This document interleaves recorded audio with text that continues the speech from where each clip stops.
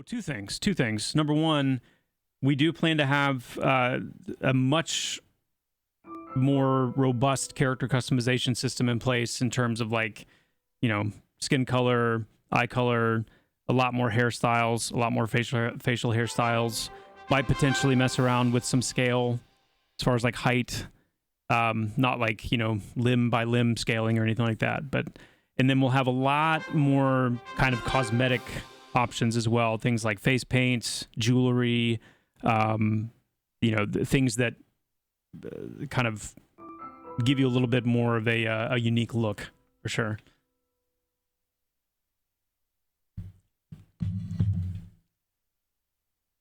Yep. And then I've seen a lot of people asking the question about why some things are capitalized and other things aren't capitalized in the game with names. And I just want to hit on that real quick. That is on purpose as it stands right now. It's kind of an old school way of emphasizing proper names and special NPC names. So when you play Pantheon and then you see, oh, this thing has a capital letter in its name, you're learning, oh, that means it's special. That means it's a named NPC or it's a proper name or something like that. So there's people that are saying it seems kind of lazy or kind of messy or whatever. Why are they, you know, some things capitalized, some things aren't, as if it's kind of just, we don't care. And we do very much care. It is on purpose. It is intentional. Now, will we eventually do it differently? Maybe. You know, we can always handle things like that in the nameplate, if you will, instead of using like capitalization or whatever. But yeah, it looks like the servers are up. Beautiful. Beautiful.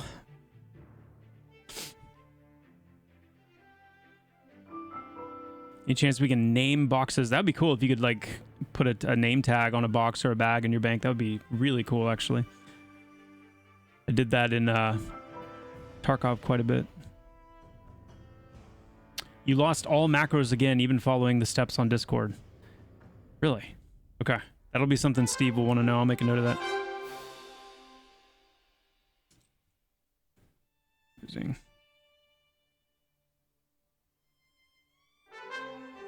Actually, well, okay. We need to get that cleaned up, and we need to get it to where it can be player specific. I've been disconnected due to inactivity. Look, there it is, chat. There's the new window. Beautiful. Beautiful.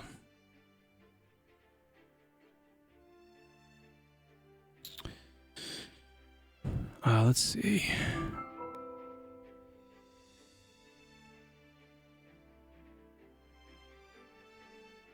Man, you guys are amazing. I am having a hard time keeping up with you today.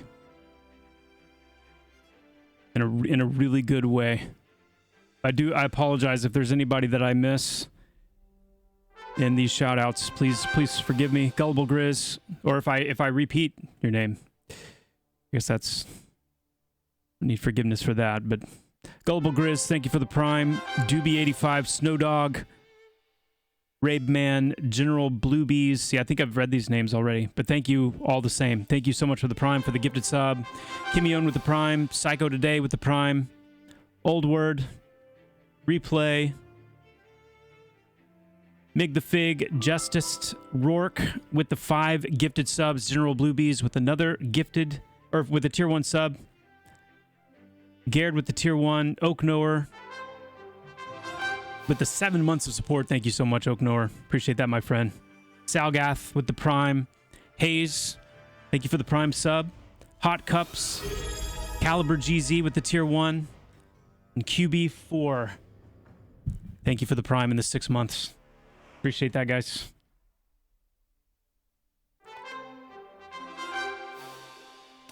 Awesome. Proximus, thank you for that. Auction system, I don't know what we're going to do auction house wise, guys. I don't know.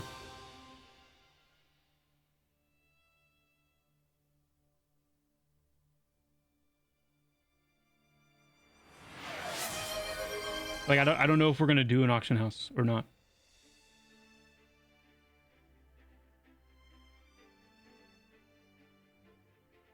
We do plan to have auto stacking, yes. Auto stacking is a bug.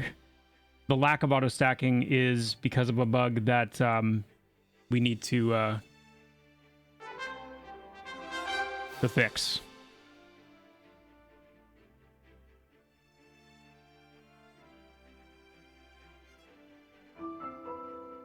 Like, auction house would be huge for so many reasons. I know there's a lot of people that want one. I'm gonna go. I think I'm gonna go with Boosted Tree. There's a lot of people that want one.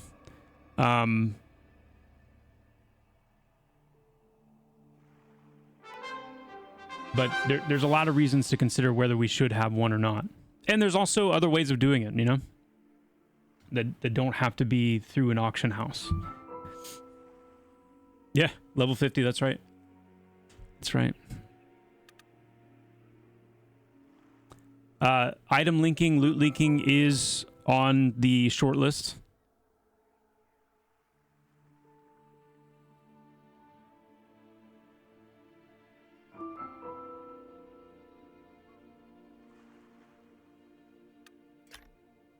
I want to do... So I said on one of the other streams, I want to be, and I need to be, finding time to just play the game more. Play the game authentically more. Just... it's important to do. And so I'm thinking about doing a little bit of like a let's play, where I take some time to play, you know, just kind of play the game for reals. And I need to pick what class.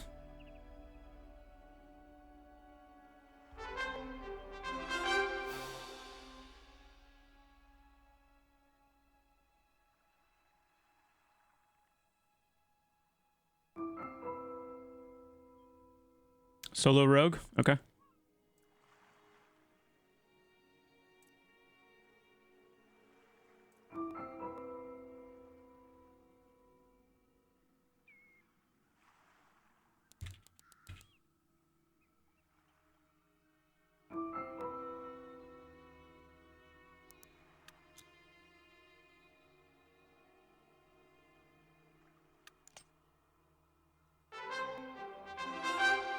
I'm going full glass cannon on this rogue.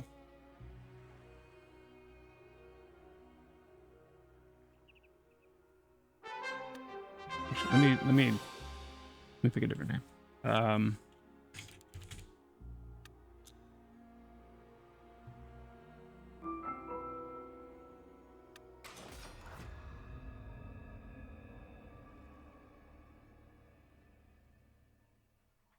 Are the traits placeholders? What are you talking about?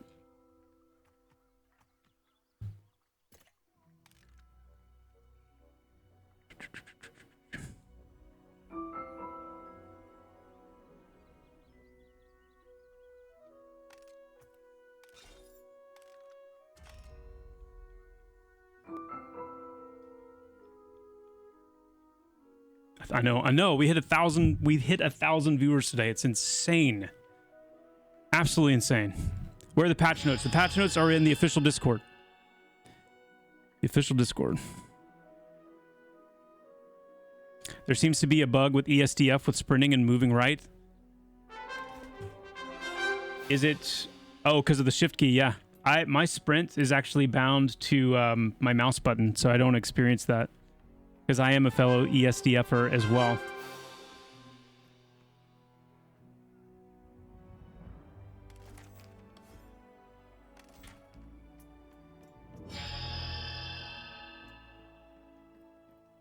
Hey, thank you, Gas Hopo. Appreciate that big time. Darko, thank you so much for the tier 1. Figgy Poogie, thank you for the prime. Torvius, thanks for those bits. Tabitha, thank you for the 1,000 bits. The way Project Gorgon does it, they have a bazaar with player stalls. You can rent and place items for sale. Yeah, I mean, that's very similar to like the EQ bazaar for sure.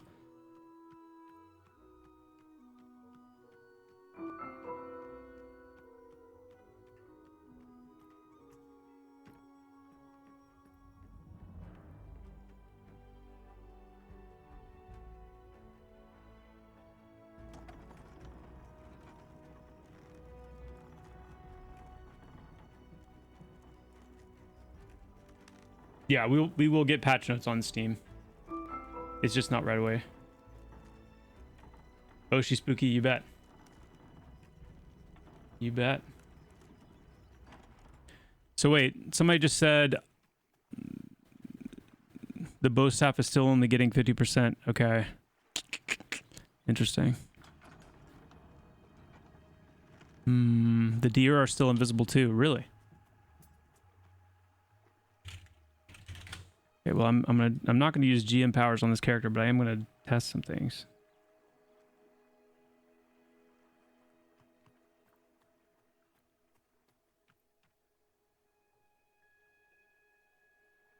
Which deer is invisible?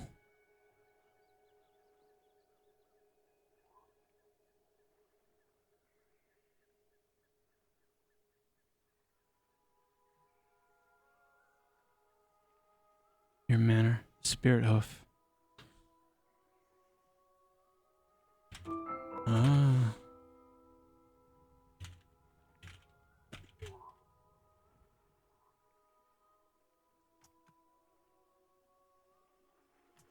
Oh, the split hoof.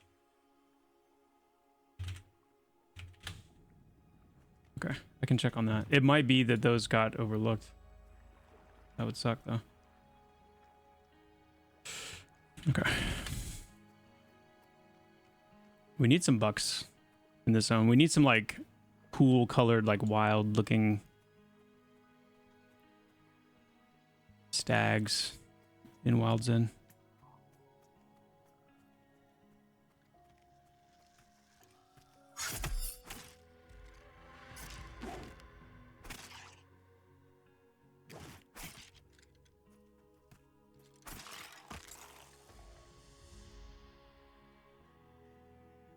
Resting. Mushroom rats. Yeah. Any rough ETA on Druids being added? My goal is still by the end of this month or the beginning of next. It's going to come down to if I run into any complications with anything. But so far, so good. Silkbound, attack speed reduced. Okay.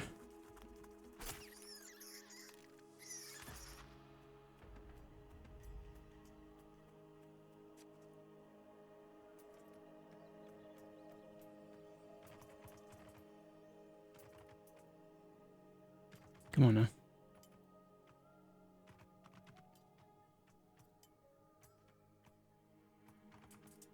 We need to be able to start climbing at this angle. This angle's not that bad.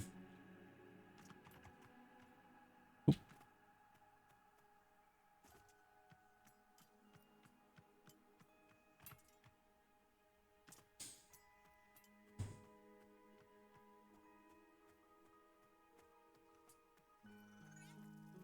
I'm trying to take a level 2. Here we go.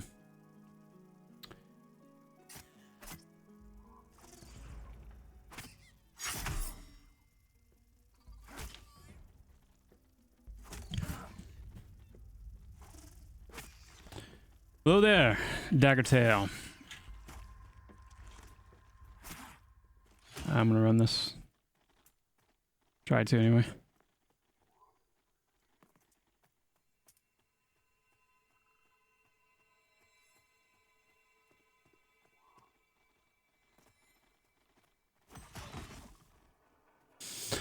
I didn't see what went on back there, but it sounded sufficient.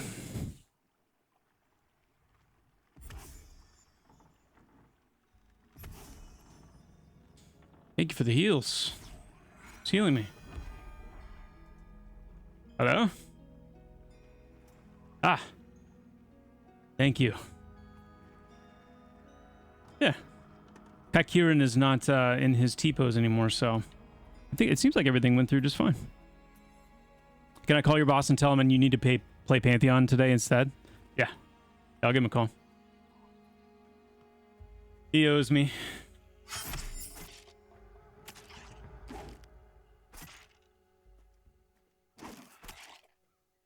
Yeah, Zevex, we need to get a guard. We need to get some guards in that cave. I want to be... I haven't done it yet because... I'm a little concerned about them going on a bit of a rampage through there. But we do need to get one in there. When are you going to get a better UI? It's bad. It's bad now. It is bad. It's something that we're going to get when we have the ability to hire someone who is really, really good at UI and UX and can kind of... So what's wrong with the UI?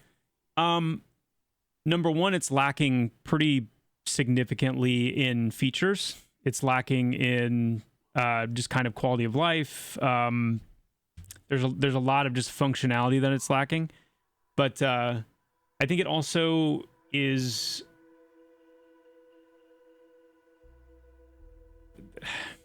There's some UI UX issues when it comes to certain things. Like, I've been watching like some of Kungan streams, for example, and he's still, even at his level, he's having trouble kind of which ability goes where, because these are actually 3 different bar types. This is your technique bar, these 4. This is your utility bar, and this is your action bar. So in your UI, you can see like instant action. And action there is saying this is an action bar ability, so it goes on this bar. This is a technique, but it doesn't say technique. But since it's a technique, it goes on this bar. And then there's some that say utility, which go on this bar. And that things like that could just be much better presented. And there's several examples like that of things that just could be presented a lot better to the player. That's kind of that's one of the things that we need to consider. Hey there.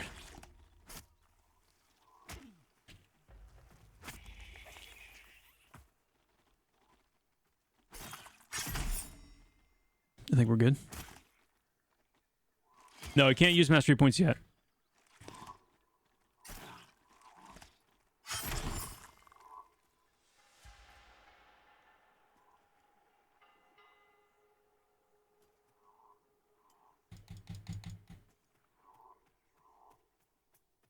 I think if I click it enough, something different will happen.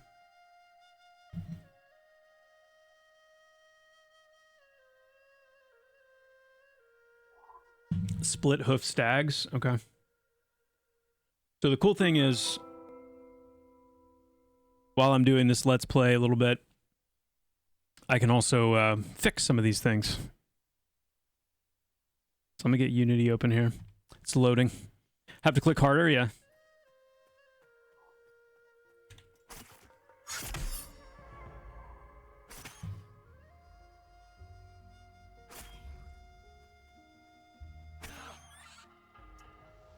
We need to get some more loot on these guys.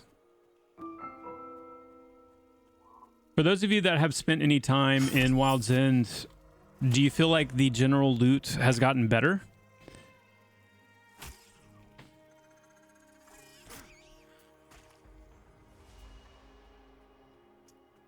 Like at these low levels? No. I really want to get... It's unfortunate the way things rolled out with Wild's End, because I feel like since there were enough gaps in Wild's End quests and things like that, and people were so used to and understood like the Throne Fast side of the world better, that I think we just had a big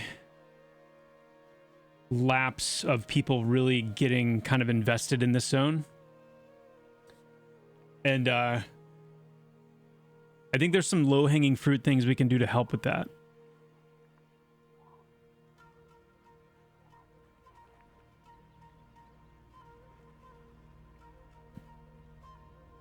Fluffy Wuffy, no, I don't have any like insight for you on that one. Not at this stage.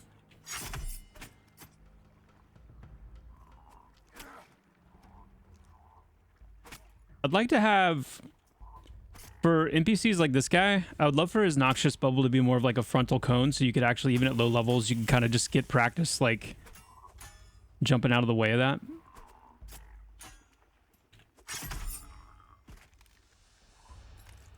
I don't know though. I tend to be a more like movement oriented. Like I like moving around. This is level 3, and I'm like, I didn't even rest. It's gonna go well.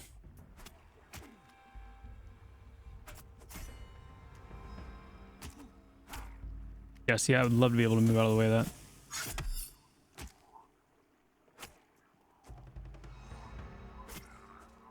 Oh my gosh. Okay. Oh.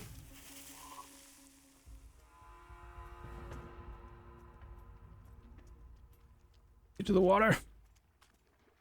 No.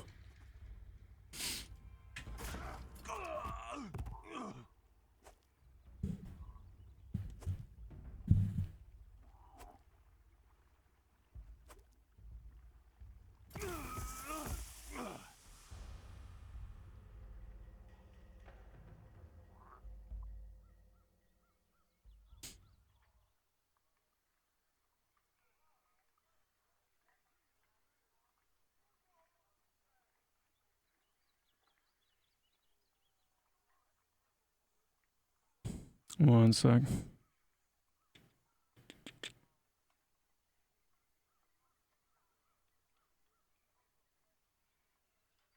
Am I and the team surprised by the early access response? Yeah. Yeah. Like very, very pleasantly surprised.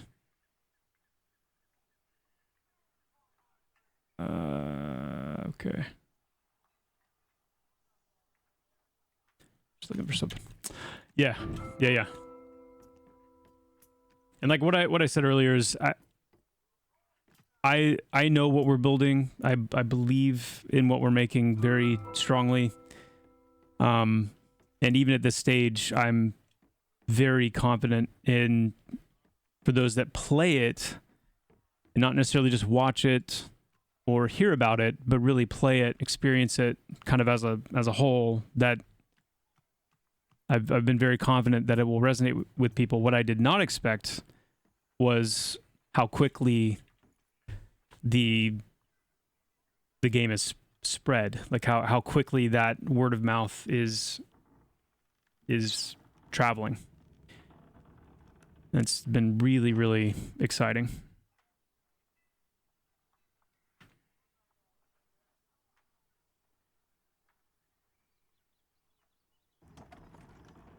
Joppa, in one of your recent videos, you mentioned there wasn't a group experience bonus because it made people who solo feel as though they were wasting their time if they weren't grouping. I understand this. Can I ask why then is it still the case some zones give experience bonuses? I get it's for difficult areas or more rewarding, but at the same time, I have trouble forming groups going to see the rest of the world because of the same issue. They feel they are wasting their time. Why is it that they feel like they're wasting their time? When you go and you travel to form groups and whatnot? Is it because they feel like they're wasting their time because the experience isn't good enough?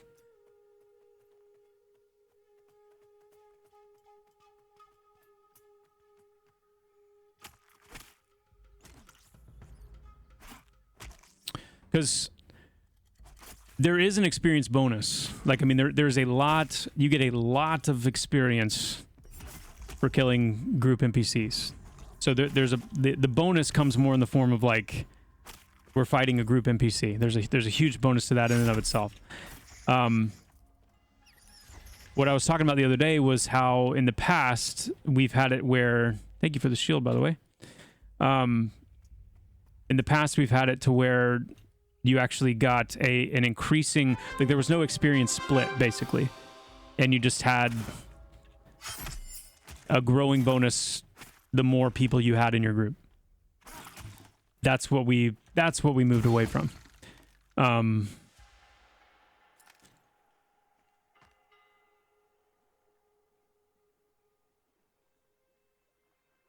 then currently the 6th group member is free.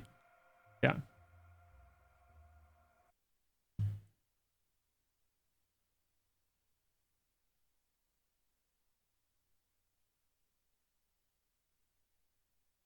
Keely says, my hubby and I form groups every day when we can.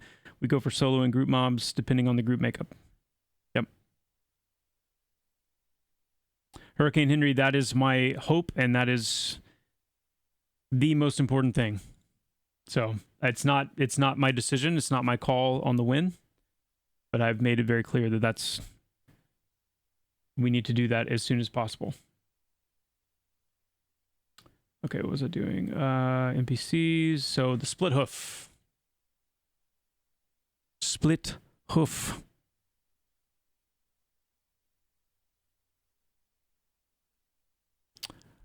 Electronic says, I've been an advocate for getting people to try the game, making guides, building community, and answering questions pretty much all day. Oh, wait. Hold on.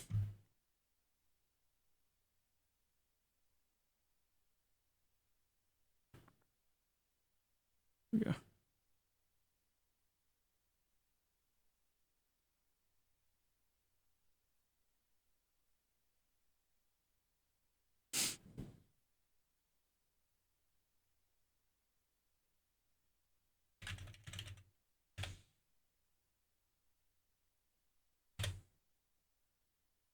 Split X stack. Okay. Yeah. And this one too, it looks like.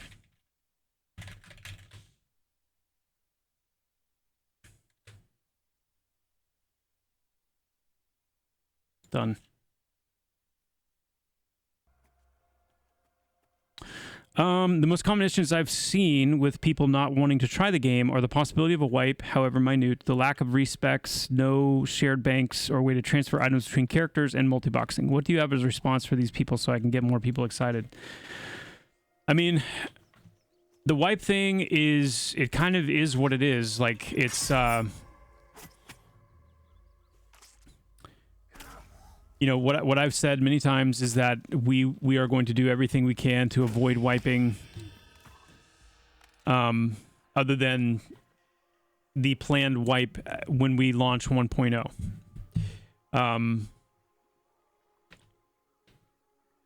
So, you know, making sure they understand that our goal is to not do that, if at all possible, is good.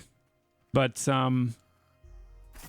I don't know. I mean, my hope is kind of that if we do end up at some point having to wipe for whatever reason before 1.0, that as the game continues to grow and evolve, heavy development, you know, going on all the time, that whenever that time comes, if it does come, that there may be some excitement in a fresh experience, because you'll be, you know, kind of re-engaging once all of these things, you know, have now been added to the game, all these tweaks, all these improvements.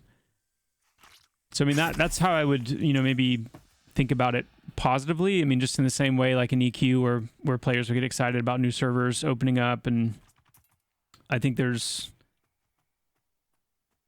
potential for some of that feeling to be there. But, I mean, the wipe one is hard because it kind of is what it is. There's no way to really sugarcoat it, even if it is the one final wipe before we launch, you know, 1.0. That may still be enough to really turn people off. It just kind of is what it is. The other stuff is like, I would just encourage them to get in and experience it, because yeah, even though those things can be pain points, I think the sum of the parts makes a big difference when you're experiencing it versus if you're just focusing on certain things that are negatives. There's something to be said about the overall experience of playing Pantheon. If it's the kind of game that you're going to enjoy and resonate with, there's something about the experience as a whole that,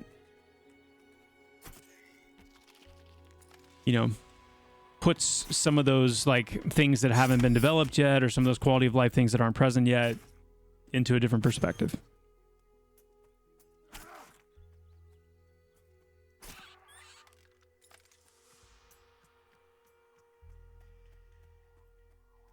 Loving the new AVP orcs. Nice. They're not easy, but that was a really fun camp to build.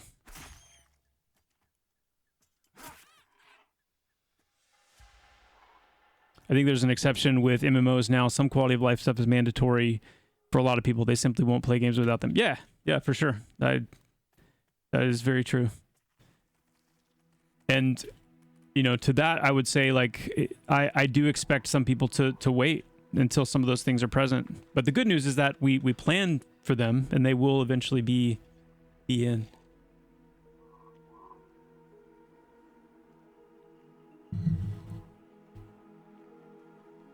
Is there a reason why the Goblin Caves seem to be more difficult than Spirit Manor or Halnir Cave? For it being your first dungeon, it feels pretty brutal. It is. It is. In fact, I had hoped to have a chance before this patch today to do a pass in there. There's a couple of spots in there where there's just too many NPCs. There's too much going on, and it makes the dungeon at the level that you're meant to really get in there and do it just like one notch too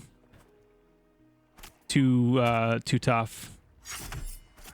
Because you don't want to make an area so hard that players end up out leveling it before they have a chance to do it, you know?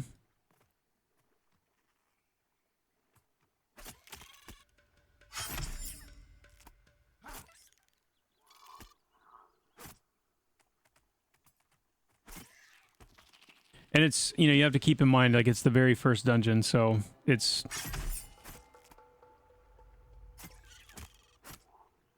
I want it to be scary. Like, I want people, even from the first dungeon of the game, to come away with that sense of, like, wow, this game, like, it's not joking around. Like, you know, it's tough, it's scary, it's tense, but I don't want it to be just overwhelming, where...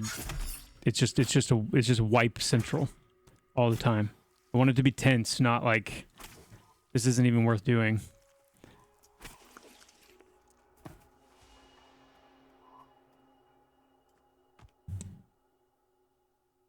Hey, Joppa, I just recently bought the game and really enjoying it. I picked a shaman and received a two-handed great mace from my friend. Now that I try to replace it, I can't find a new great mace to replace it with. A crafted one I just made, I can't use it. I was really enjoying two-handed with shaman, but I'm starting to realize that this might be a bug. Can you confirm if this is a bugged weapon? It sounds like it probably is. It's a crafted two-hander that you made and you can't equip. Can you tell me the name of it?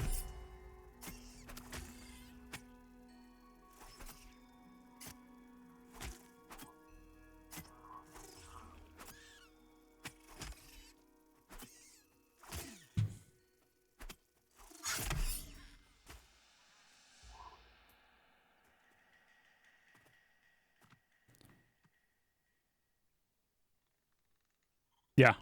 Okay. Yeah, let me know.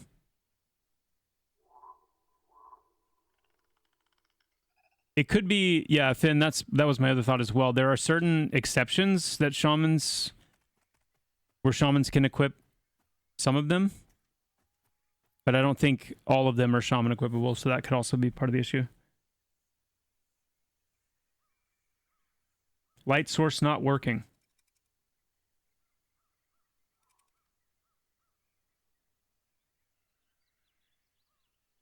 What do you mean? Ponu and Wild Zen does not have tier 1 schematics, okay? Make a note.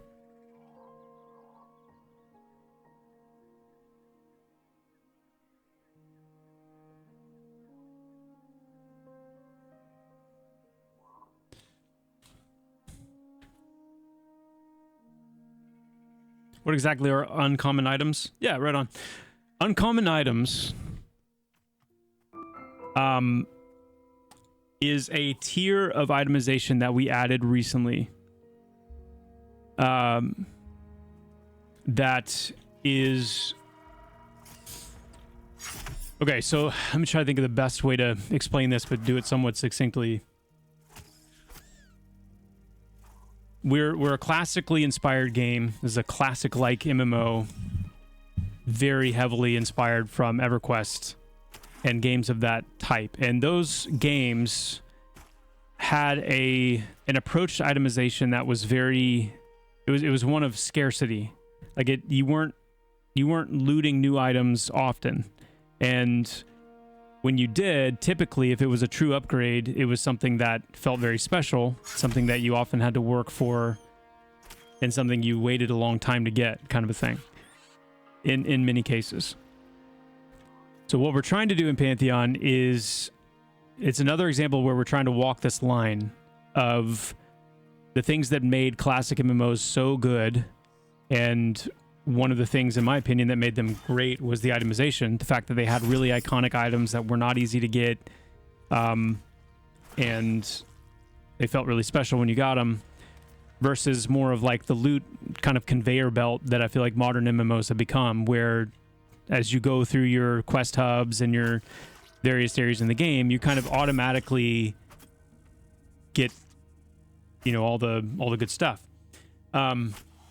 However, I feel like classic WoW, like truly vanilla classic WoW, did a really good job of walking that line a little bit. Where in truly classic vanilla WoW, you had, you know, iconic items that came from instances, but then you had the green items, right? And that's kind of what I think of with uncommon itemization, is the green item equivalent. Now, and that's what I mean in Pantheon, are items that exist that are still rare-ish. They're uncommon, but they're meant to be kind of these very incremental baseline steps. The difference, and one I think is meaningful, is in WoW they handled it just through suffixes, right? Like it was of the eagle, of the wolf, of the monkey, and so you knew exactly what it was going to be.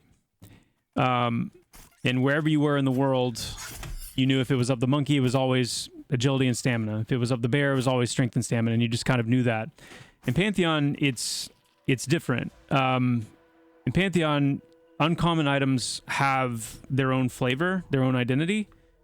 They drop specifically from, you know, the jungle orcs in Wild's End have their own brand of uncommon items that have their own kind of itemization. You don't know the stat spread on these items. And so it's still, in that sense, incentivizing you and immersing you in the different flavors and identities of the game world. But it also serves as a way to kind of, you know, allow for that enjoyment of getting a new item,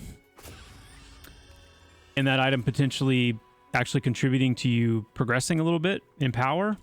But then our primary itemization is through the old way. It's through named NPCs, it's through bosses, it's through rare drops from rare spawns and things like that, or, you know, the result of like very specific quests, sometimes epic quests that are very long and involved, and through crafting, you know, crafting with rare schematics and rare materials.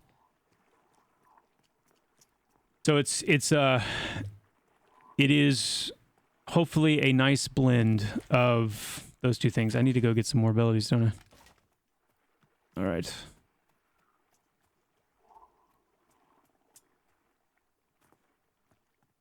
Can I get up into the city from here? Curious.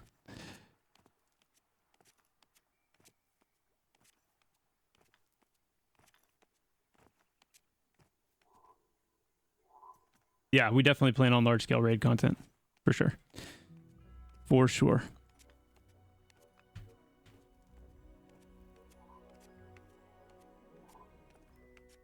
Nybrock, yeah. Somebody brought that up earlier. I checked on it, and it is in fact busted. But I did fix it. It'll be fixed next patch. So we didn't find all the ghost tears apparently.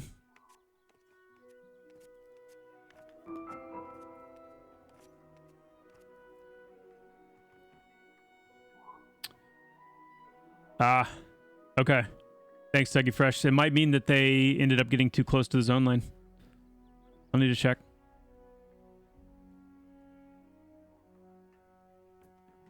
Raziel, yes. Yeah, those are still need to be They still need to be done.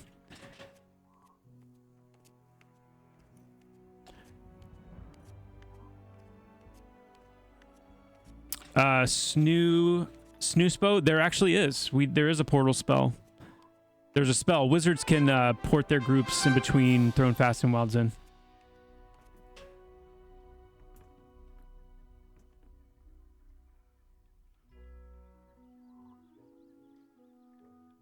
Valkron, yes. Steve Clover, one of the original co-founders of EverQuest, is working on Pantheon.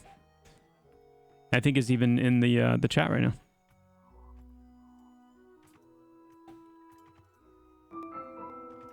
Oh.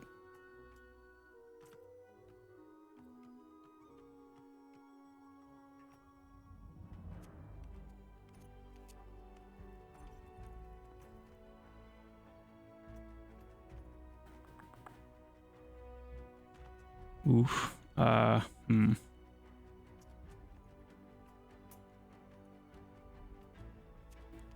don't know if I would attempt this on once I was high enough to hit the death penalty.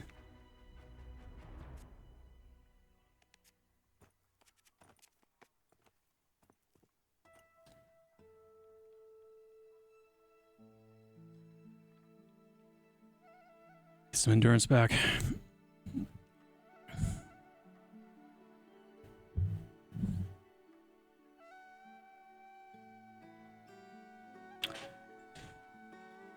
Crystal, thank you so much for the Prime sub. Burn the Past, thank you as well for the Prime. Really appreciate that.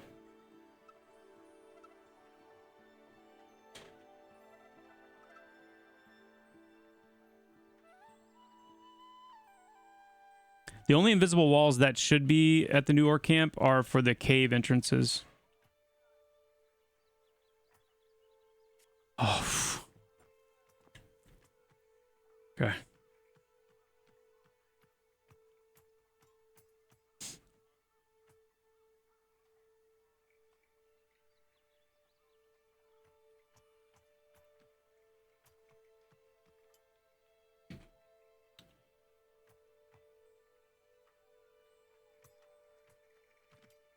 Nice. Very cool.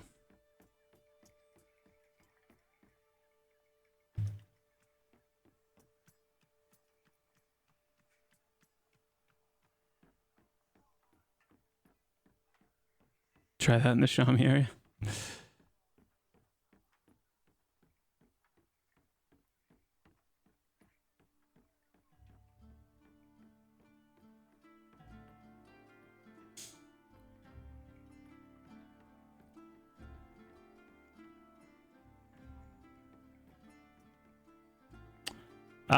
That's a good question, Vogrex. I don't know for sure if we'll take it that far or not for the Necro Pet. Oh wow, I didn't even realize I had looted that.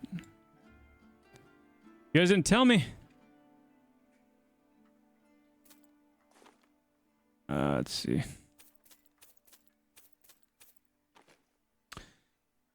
All right, Blood Letter. Nice. And I have just enough for Shadow Walk as well. Go ahead and pick that up too. Sweet. Got a spear.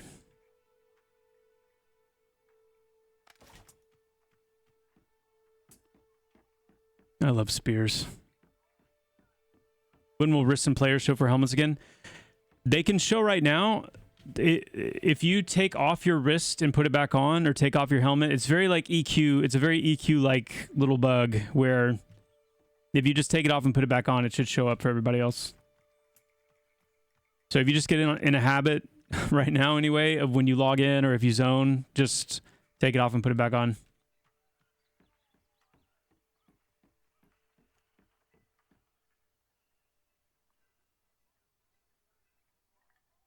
Replenish isn't working right? It only shows for people near you. Yeah, okay, that's right. Yeah, that has to do with whatever the calling is going on. We need some optimizations in that area. I think we took some specific, like, routes to try and, like, just optimize some of that as much as possible. And so there's some issues when it comes to, like, culling. Where once something is like taken out of memory or whatever and it's called, then it's not. Yeah.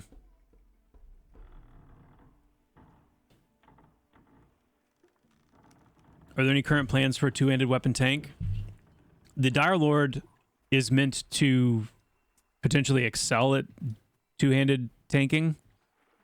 And the Paladin with enough parry rating should be able to do pretty well in that arena as well. What's wrong with replenish?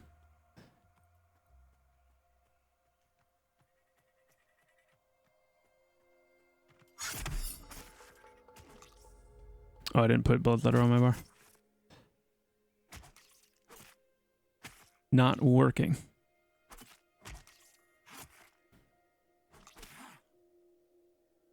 Oh, it's not. I see.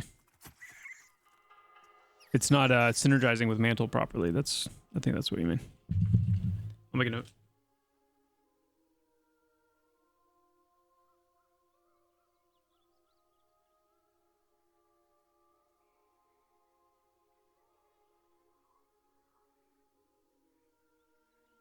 For those of you that are doing like some of the new orcs, are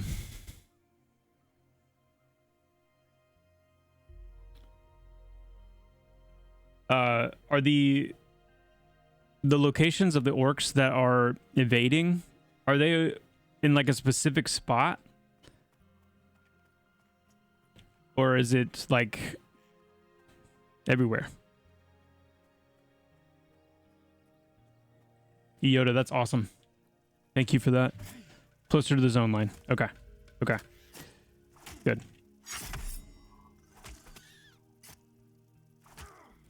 Their spells and buffs are broken. Whose spells and buffs?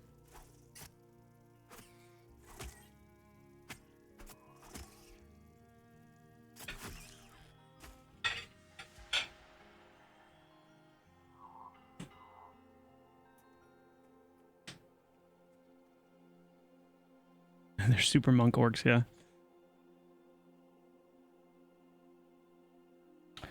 Oh, orcs casting unknown ability and had a buff of null. Ooh.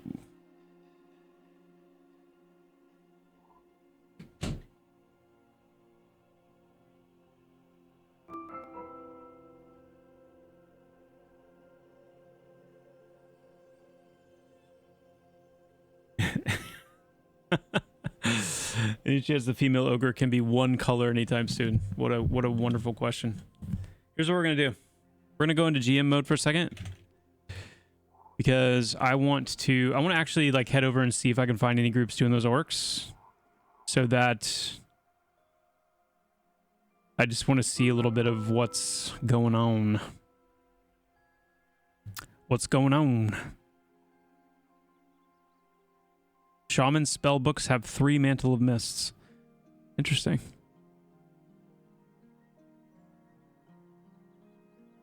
Yeah, Mag. That's for expansion number 5 or 6. Yeah.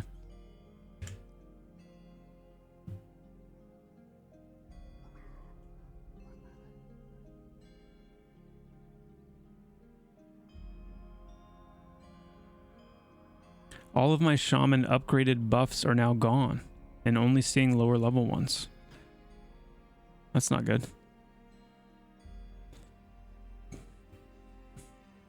You know, one of the great things about developing a video game, especially an MMORPG, is you don't have to deal with bugs ever. And that's a good thing. That's a wonderful thing.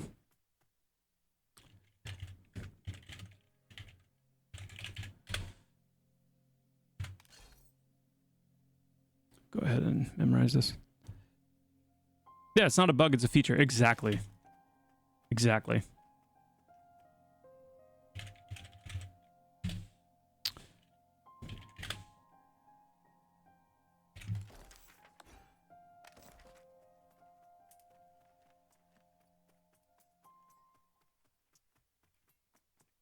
Snubble, that's part of the progression of the buffs themselves. So as you get higher level, the intent is that your spells will naturally become group buffs at a certain point. Necro Faint Death is planned, yes. Yeah.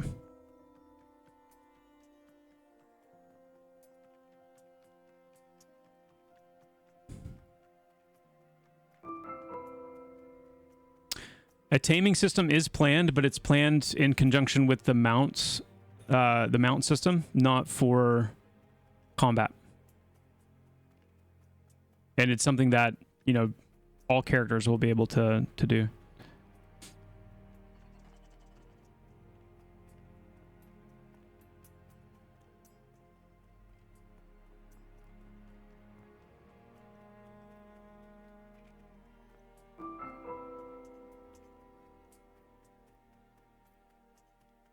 Someone was saying earlier that the light source isn't working.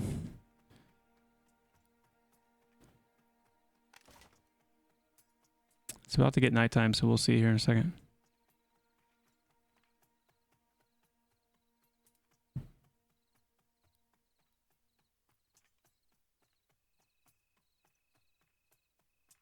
It looks like it's working for me. I can already kind of see the light.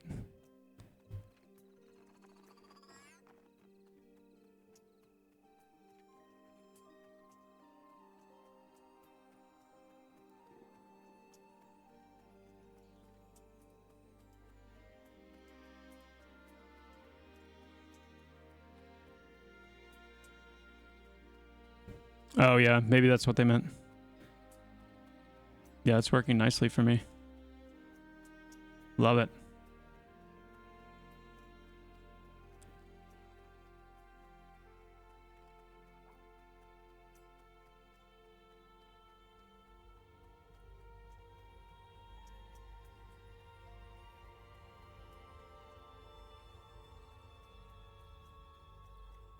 If I had to guess what the game is like a year from now, what would you say?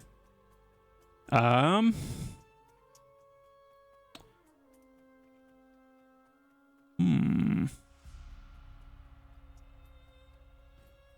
would say that the game world will be larger.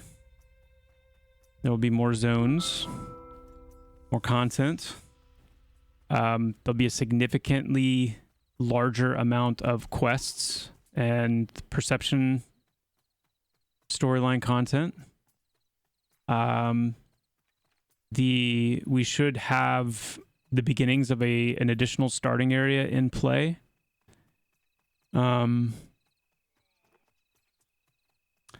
We will have some major boss encounters with like more, you know, kind of fully fleshed out, even scripted like boss encounters at that point. We should have all of our classes in by then. And I say should have, and I say it like that because I'm wary of how complex the bard is going to be.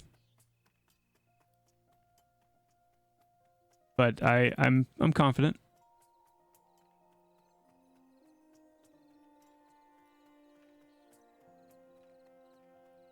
And hopefully our player population will continue to grow. Mastery will most likely be back in play in a year's time.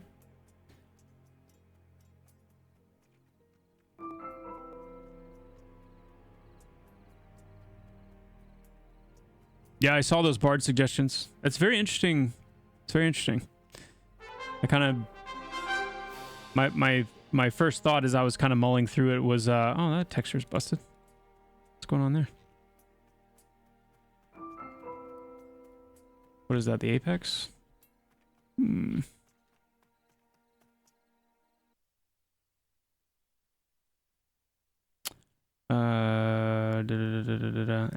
make a note. I'm not gonna.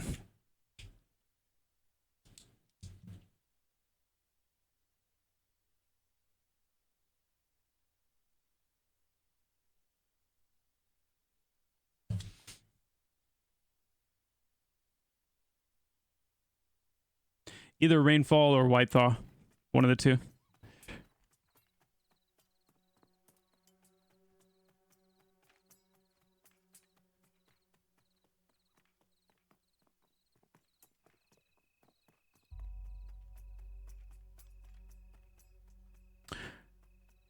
Let's see.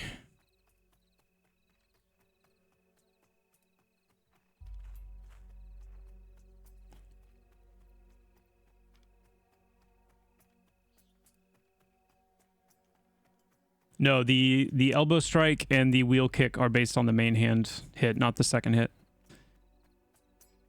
Currently, the highest level players in the game are all solo duo boxes in the very high 30s.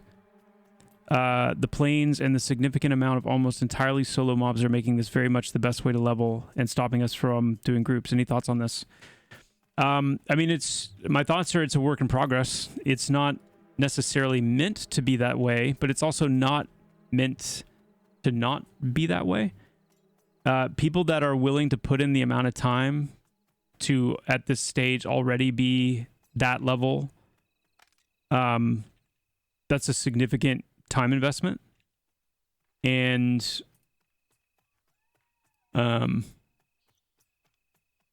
but we're working to catch up with some of that in the grouping arena as well, just having more group content options. So it's like and I'm not even really speaking at like total time to level right now either, because I'm not viewing where we're currently at, the speed of leveling that we currently have, as being perfectly indicative of the time to level that we want when it's all said and done.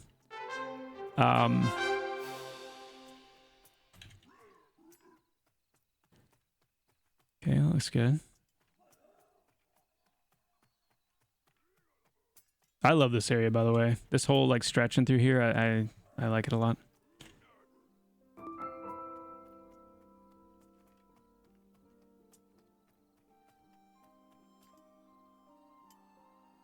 Let's see if we can find anybody doing some orkies.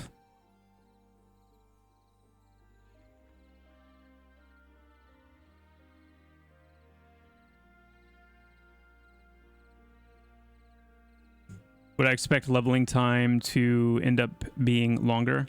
I expect that it could. I expect that it could. It's... I guess we just kind of need to see how it plays out. We need to see how it plays out. You know, we launched early access on December the 13th. You know, we're right around a month in. There's some people that are starting to, you know, move into the... Hey. There's some people that are starting to move into the...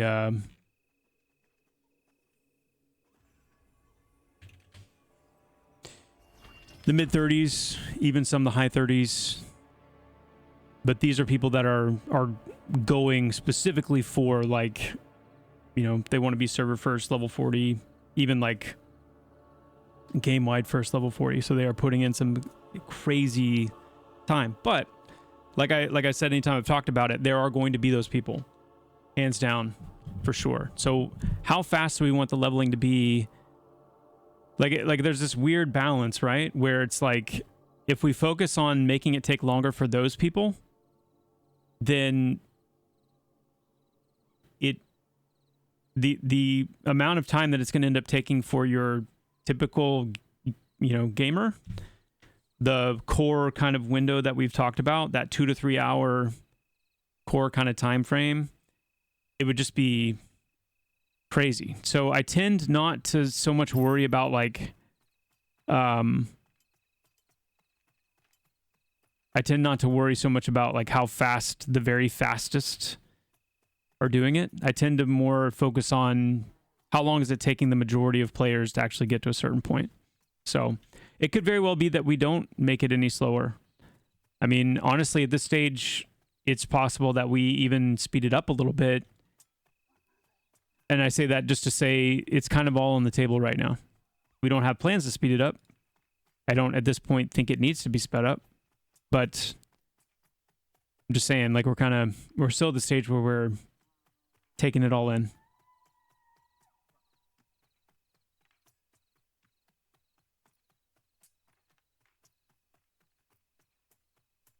Okay, it looks like there's a group up here because there's no mobs here.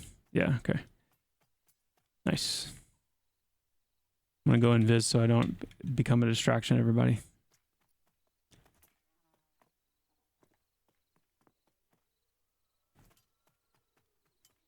Oh, nice. Okay, we've got a group up here too. Oh yeah, I know this. I know these guys.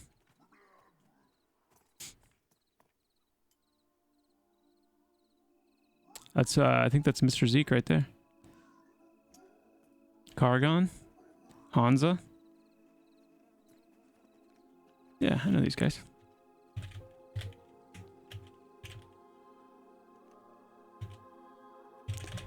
I'm gonna go and viz, so I'm not a distraction. I just want to kind of watch some of this play out, if you guys don't mind. The cool thing about this area is I set it up to have a different population during the day versus at night. So now that we're in nighttime, we're seeing ambushers come out. We're seeing bone charmers. Those are, you won't see those during the day. Oh, there's other groups here too. Nice. See, this is what I like to see right here. This is what I was hoping for this to support multiple groups.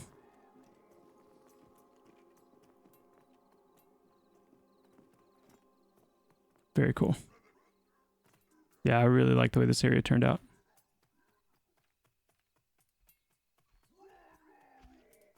It's got some good vibes.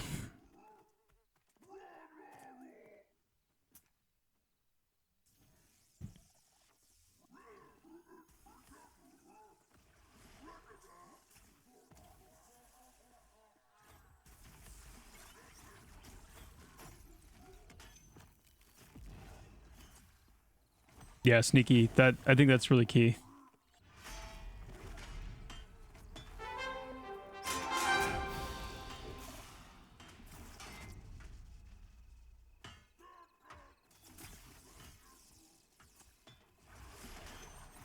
Okay, so Clank's tanking. Let's check out his health here. This is a soothsayer.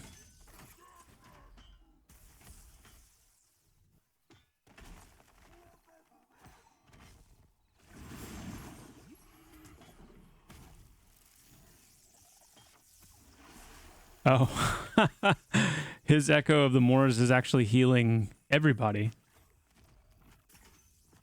That's hilarious. Okay.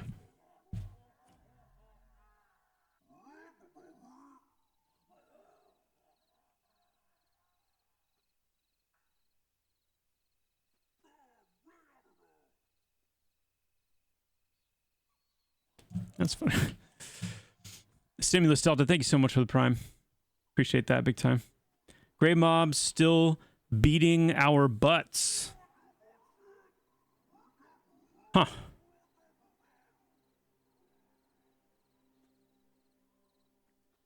Yeah, working, not working as intended, working as coded.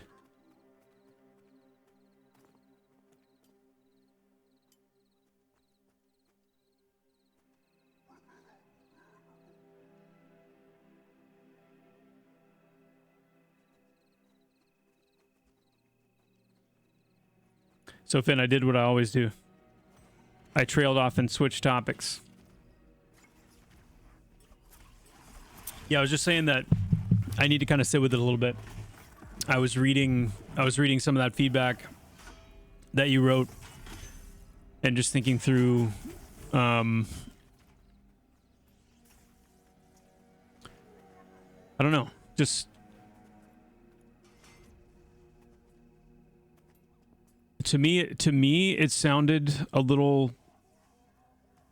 like complex, like I was trying to put myself in the role of the bard and thinking through like using those abilities, timing those abilities, having like how it would work with the LAS. I was just trying to imagine all of it, and I need more time to kind of sit with all that. It's got to feel good.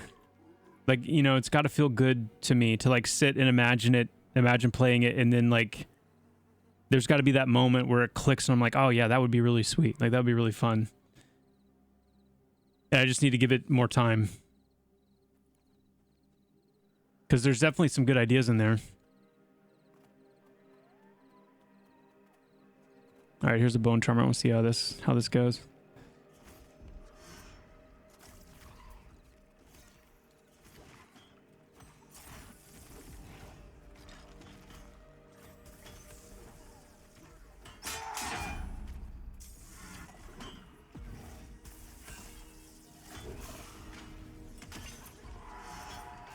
Yeah. Oh, I love the AE fear. Oh, fear with a nice. Do you see that? Do you see this bone charmer? AE fear and then summoned the skelly while they were feared. This bone charmer raids. Clearly. Charmed bones. Love that. That was nice to you guys too, because I ended up he before he was summoning 2 of those, and I dropped it to 1 because I'm a nice guy. Hey, Steelhammer. Where's this other group at?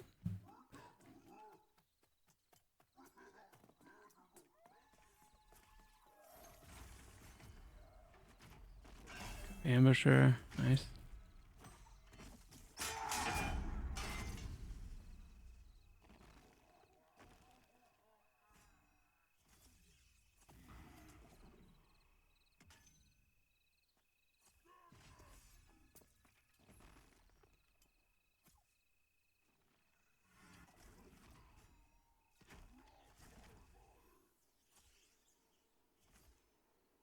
A lot of players are complaining about an invisible wall keeping them from leaving the cave starting area. Really?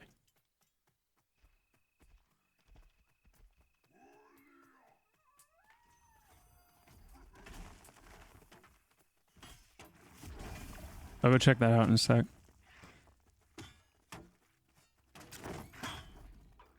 Yeah, Naders. Yeah, the solo orcs, or the small group solo orcs,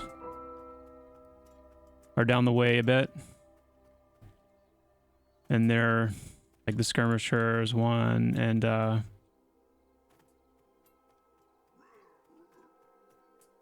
looks like Pipes might be doing some soloing down here with them.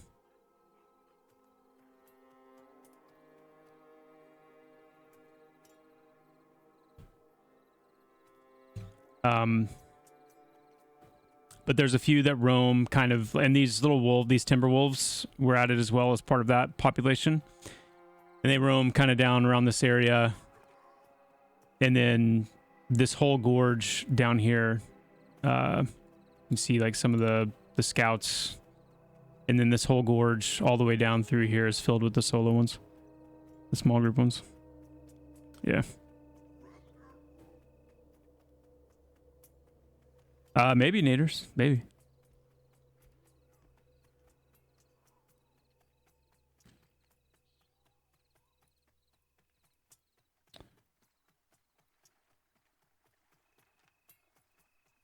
I want to go check that that starting area issue.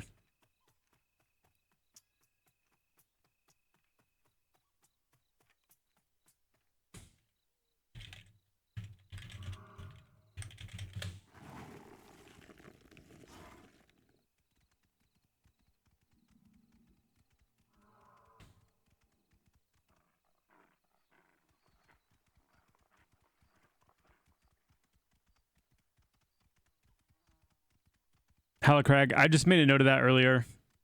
We need I need to, oh my sweet Christmas. Hey. Whoa. That is a big skeleton. Why am I acting like this? I'm in GM mode. It's not going to attack me. Oh my gosh, that's awesome. That is really cool. I forgot that he was down here. Whew. We need to get his that needs to be one of those NPCs that has a much higher draw distance. Like you should be able to see that guy meandering around down here from further away.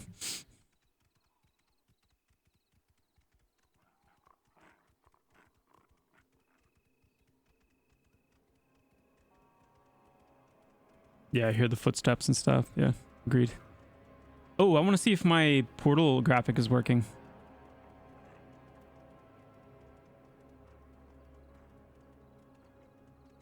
Do that on the way. We need to figure out what we're going to do about those shaman issues, though. That's, whoops, past it. That's pretty serious with Mantle. So curious on the shaman stuff. Like, it means that no matter, like, Mantle of the Stream, Mantle of the River, like, you can't use any of these things. Do I keep missing it? No, okay, here we go. It all just keeps defaulting back to Mantle of the Mist.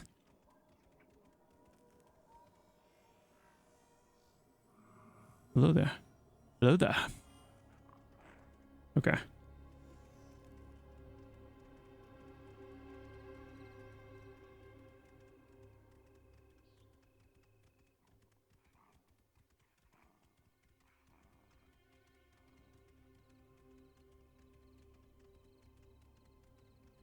If you have higher level mantle lines on your bar, keep them there because they will work. But if you, for some reason, take them off, or if you try to put new ones on the bar, the only ones that will go on the bar are the level 1. This cackling skeleton should not be a, it shouldn't be capitalized name.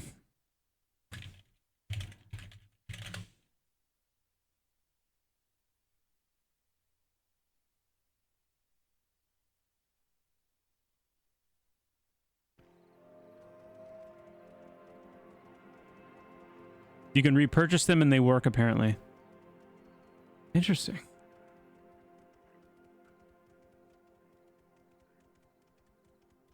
Okay.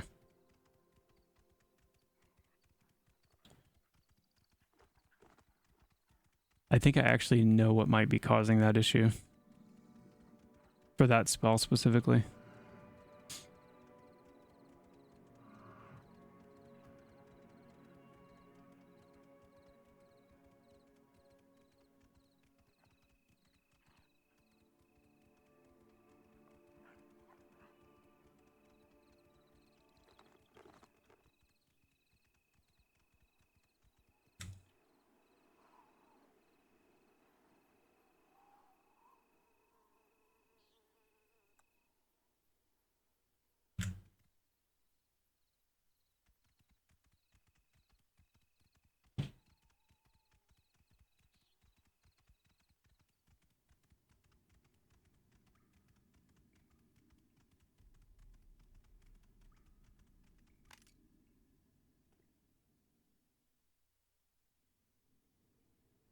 Oh, look at that.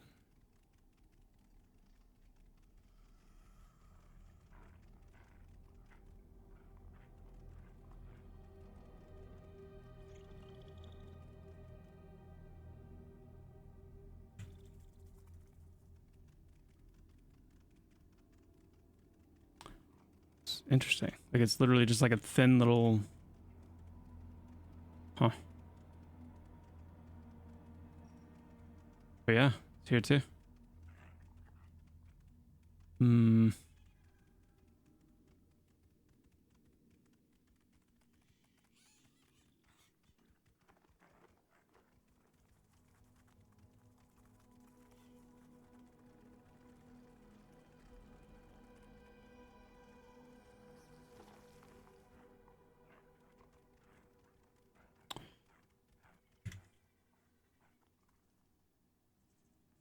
That's where all the invisible deer went. That makes sense.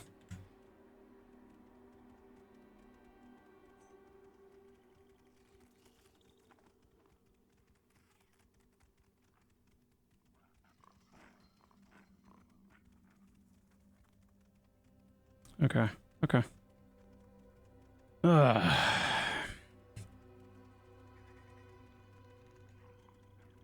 Get trapped, fish people. Get trapped, fish people.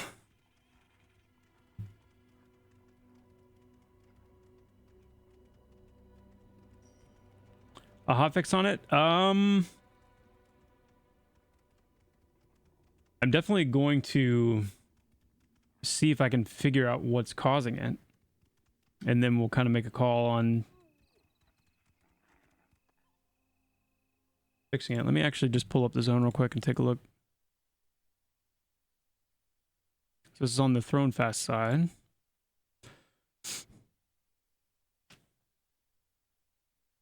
Any chance cleric buff can scale like the shaman buffs do? You mean scale with like a stat? It's possible. It's possible. Yeah, the playthrough, the let's play didn't last long. We'll get back to it. We'll get back to it. I want to check this real quick.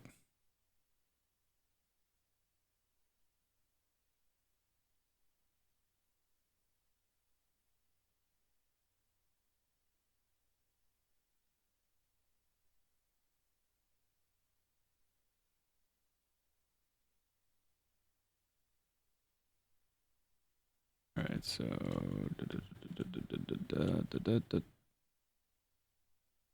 looking just first of all for anything obvious. So there's nothing obvious, which is great. That's always fun when it's not obvious, you know?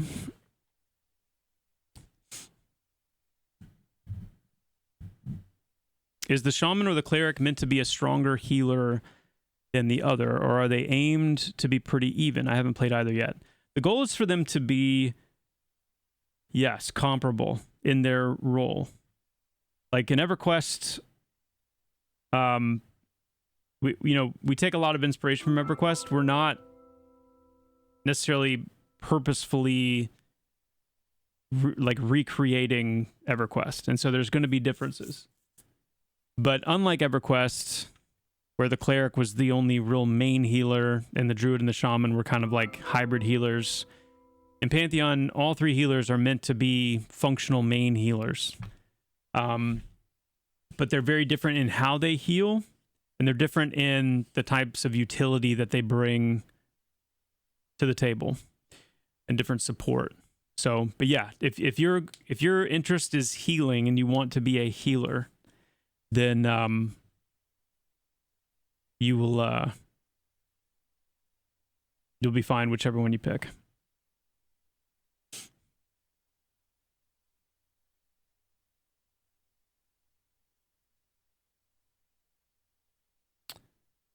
I don't know. We're gonna dig into this, see if we can figure it out.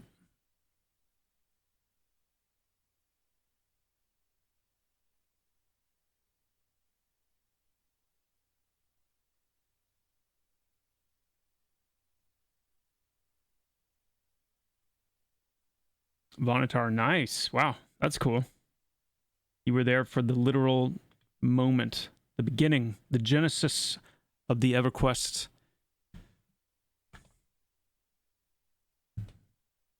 The EverQuest, the legendary EverQuest beginning. That's amazing. Thank you, Major Lag. Thank you so much, man.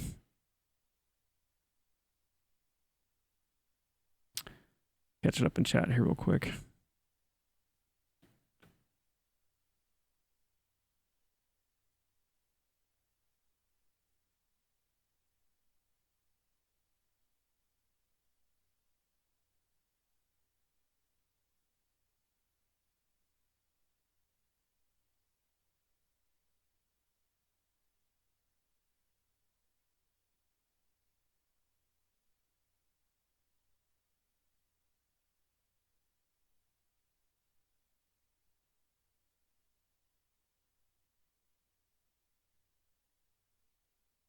No, Vander, that's something that I need to do as well.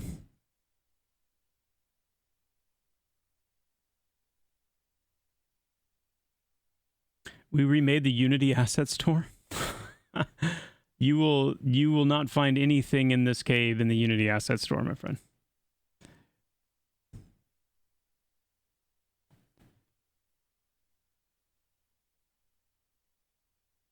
I know that's a meme and you probably don't even mean that, but just saying.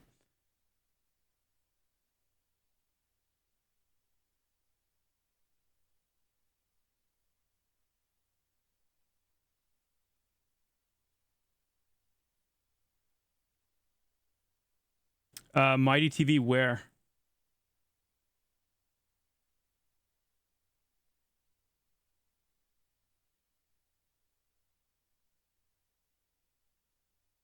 in AVP.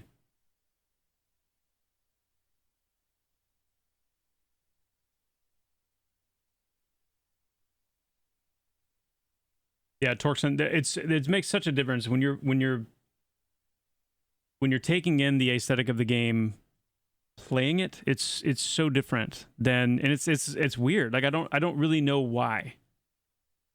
I haven't been able to put my finger on why yet. But there's something when you watch streams, when you watch people play it. It's not one of those games that you can just watch people play it and say, "Wow, that's gorgeous," or, you know what I mean? Like it doesn't have that kind of look. But when you get in and you play it, it's different.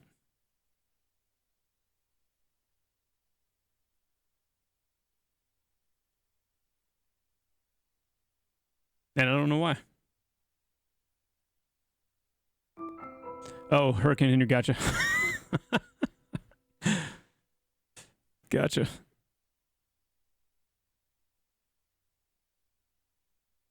I'm hearing that the AVP orcs are bugged, but I'm hearing different things. I'm hearing that they're bugged because they're evading.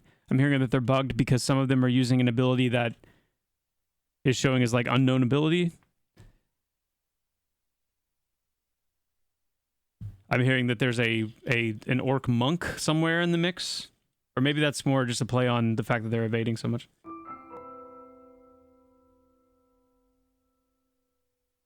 Whoa, Kuros, really? Dang. I think you might genuinely achieve it, man. I don't think there's anybody else that close. Wow.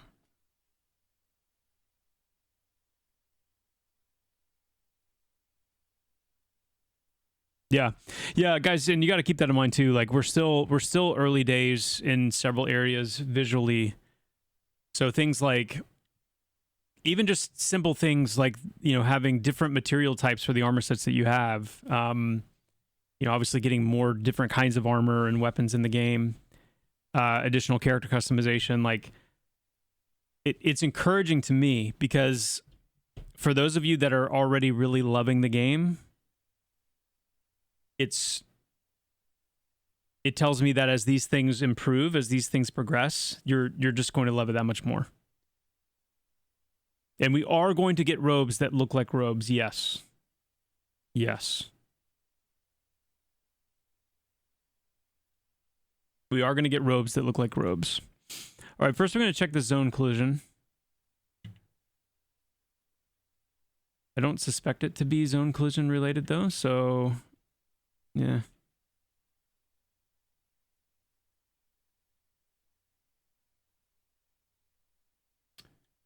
Also just pull up the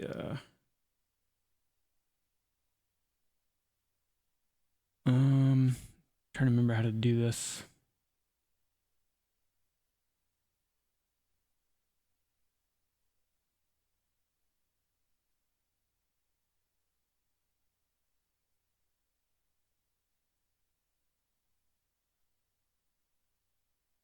I know Unity pretty well, but there are some things that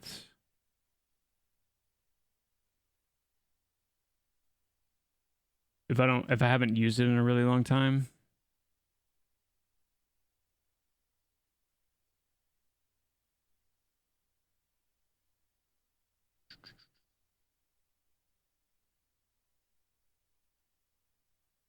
There's something that allows me to see like the collision.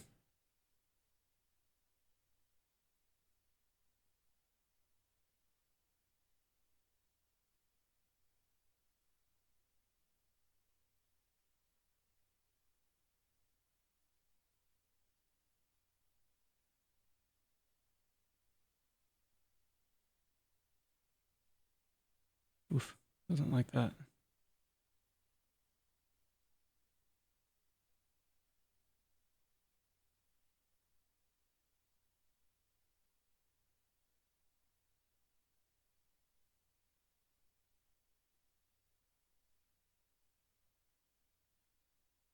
Yeah, it's not Odin though. It's not. It's more of a. It's like a little gizmo that displays. the collision information, the baked collision information. Let me see. Taxiderm. I think that is exactly what it is. That sounds familiar. Project settings.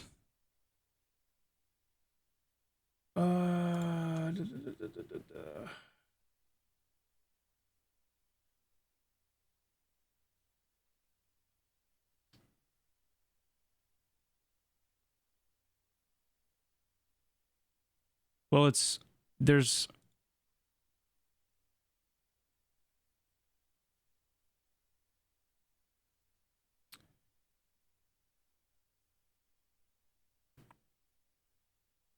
physics debugger, that's it.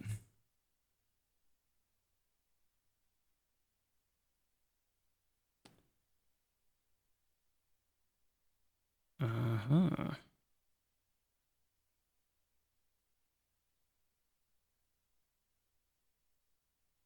Mm-hmm.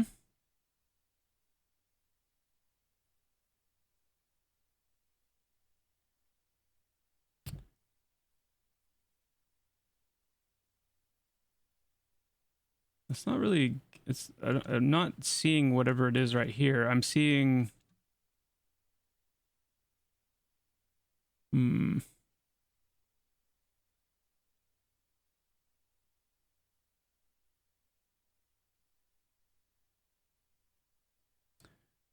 I mean, to be honest, this isn't even really that helpful because it's not giving me.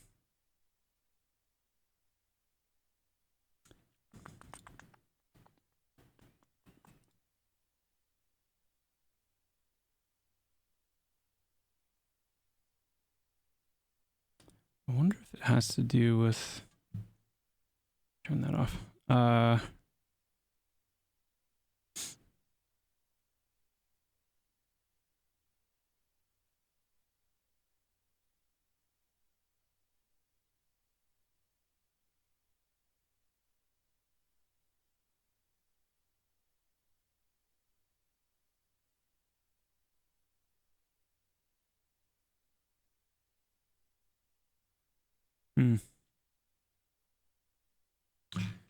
Yeah, this might be beyond me. This was definitely introduced like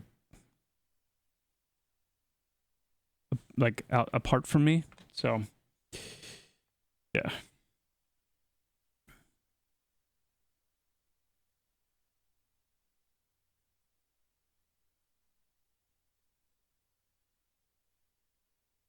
Orcs are evading from the point in the valley where the cave is to the zone line.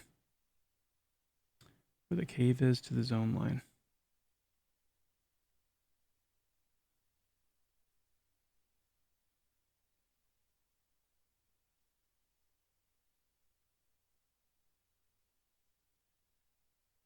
No, it shouldn't be a nav mesh issue. Yeah, Valerie, I wish I could determine and diagnose it, but I can't see. It's one of those, like on the development side of things, it's just kind of, I try to keep it a rule. Like if I can figure out what it is in 5 or 10 minutes, then I'll address it. If I can't, then it'd be better for me to move on and just send it somewhere else. And I can't see definitively what's causing that. I'm not even picking up anything on the, so it could be server side, like it could be, yeah, I just need one of the programmers to take a look at it. Yep.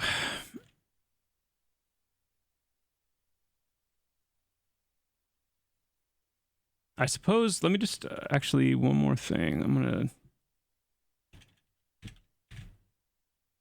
me just load Avenger's Pass as well. Just make sure there's nothing. Yeah, that's the Barrow-Dark.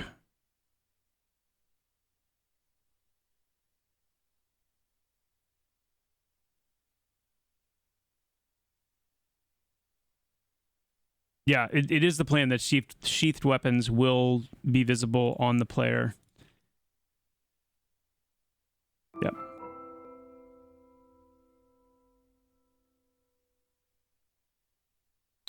Oh, where am I? Where am I? There we go.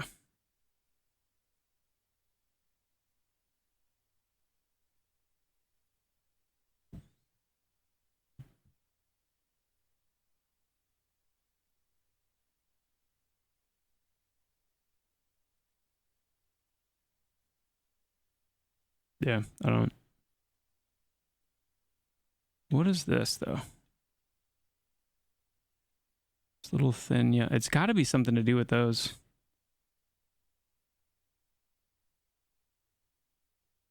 Because it is in game, it just feels like this thin little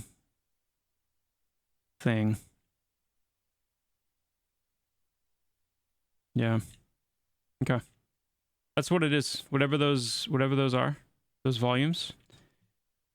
That is what it is. And we'll get that figured out. No, we're looking at some collision that got introduced through some of these triggers.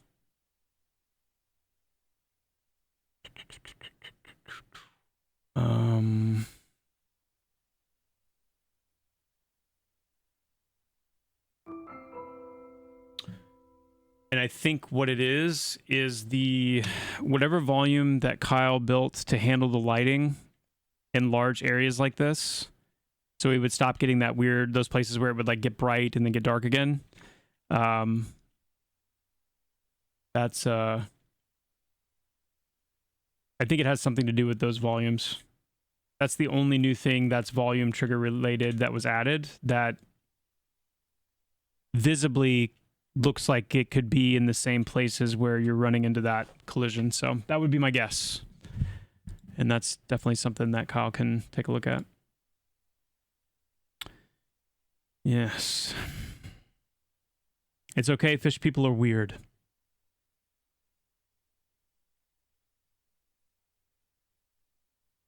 It's yeah, it's I don't know. I need to talk to Kyle about it and get kind of a better sense from him, because if it's set up as a true like, yeah, see, look at that.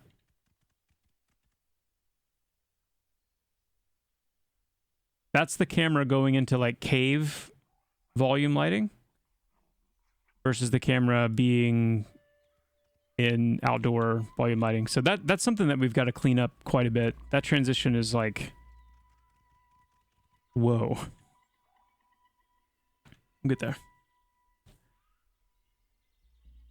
Loving the game, loving the updates. Got an ETA on gnomes. I want to get my tiny mythical caster on. Yeah. Gnomes are the next race that we're going to be working on. I don't have an ETA on when they'll be finished, but they are next in line.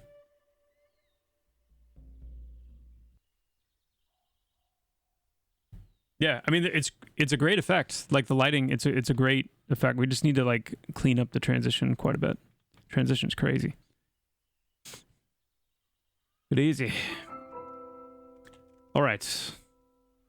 Let's go back home.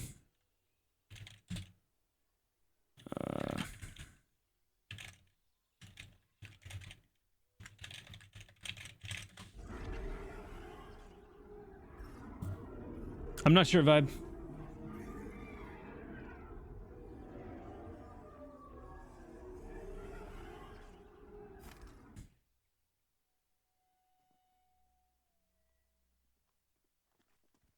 Well, hello. Tip face.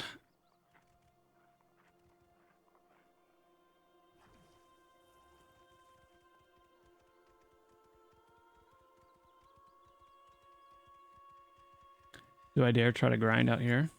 Wait, hold on. Let me DGM myself here.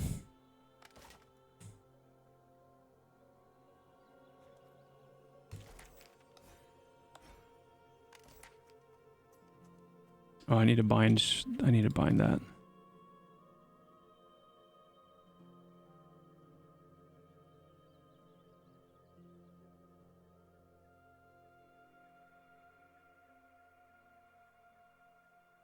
What do we want it to be? Go with middle for now.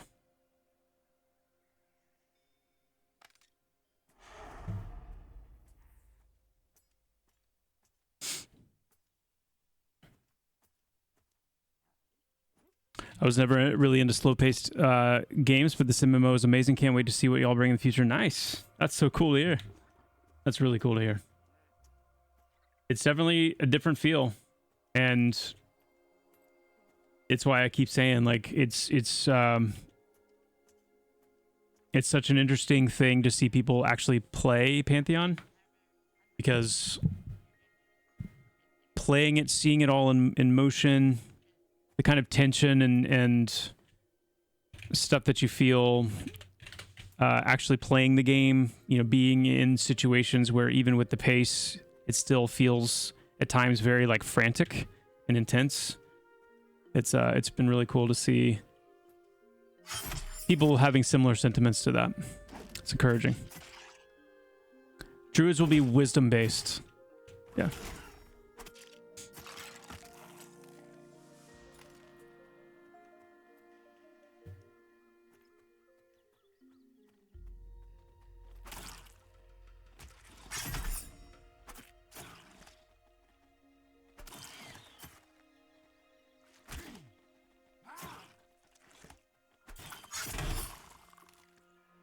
Loon, you want me to stop grinding so I can test? You want me to stop grinding so I can test. Is that what I'm hearing?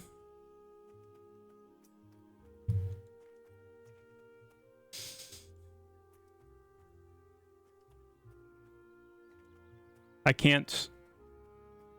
So because I'm working on Pantheon, I don't get the joy of playing it. I have to just keep working on it. Is that what you're saying?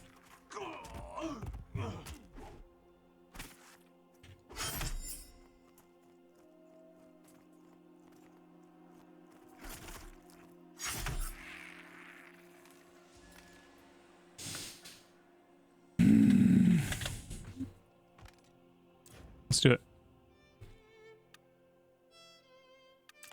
Don't know if Pantheon works on Linux with Proton. I do not. But yeah, I know. Playing is working. Honestly, playtesting the game is probably the thing right now that I am in most need of making time to do. Like literally just playing the game.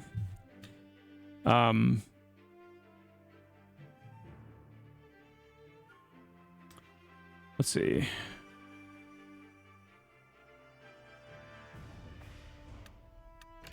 Let's go ahead and make, we'll do it on the live servers. Let's make a let's make a monk.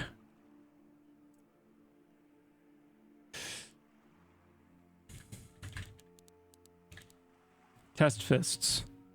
A strong name. Test Fists. He's going to be a very old, ancient monk. He's at least 150 years old. He's traveled, he's weathered, he's tested, if you will.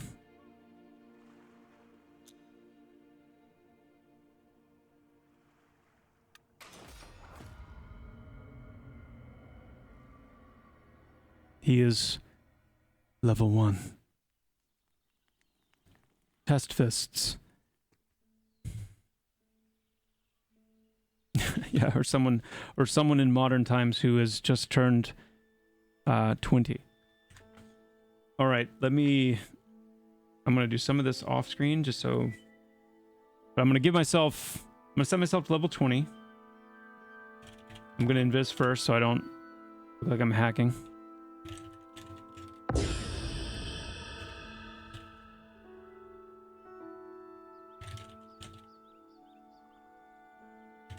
I'm gonna give myself some decent gear.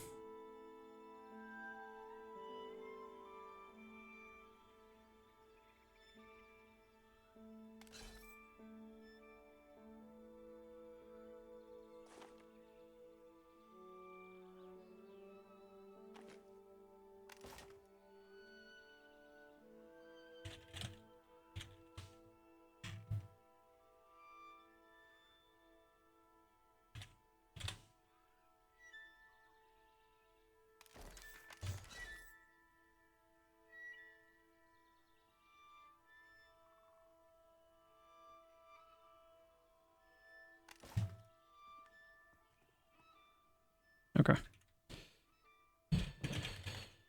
All right. Test fists. It's getting serious now.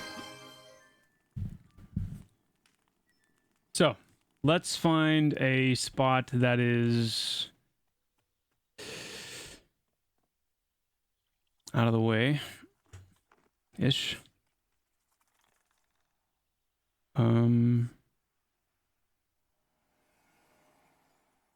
There's not usually a ton of people over by the city, so let's go there.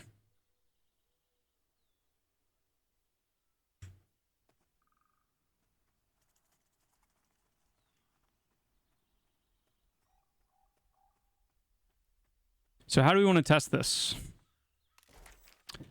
How do we want to test this?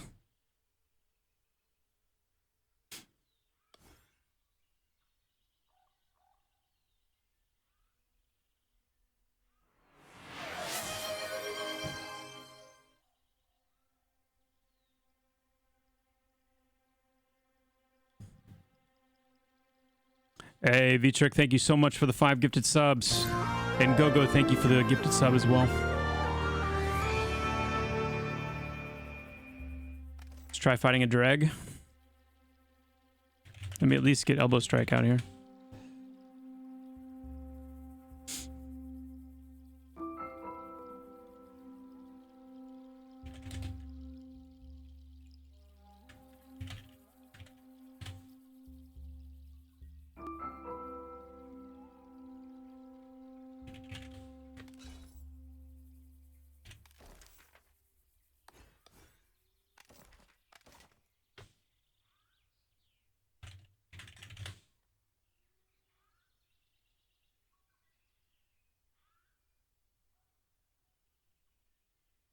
Like this little dude?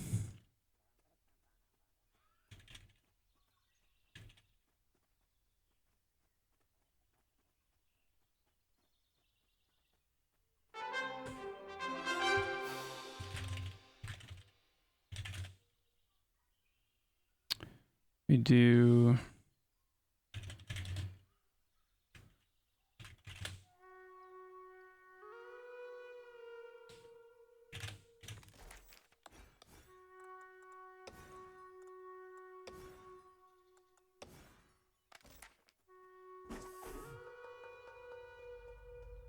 No, we missed.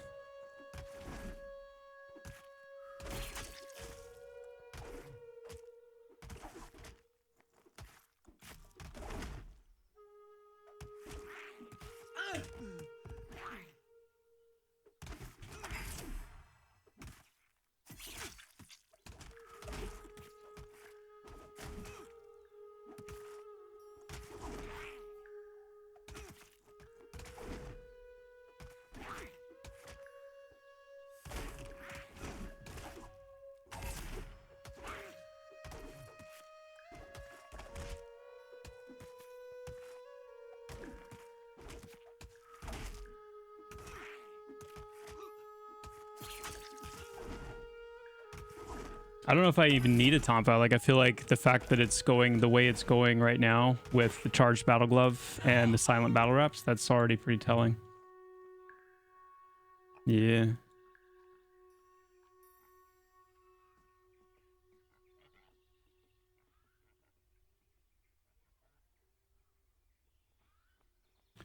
Now, well, yeah. Yeah, the hit rate is so high. Like, it's still so high.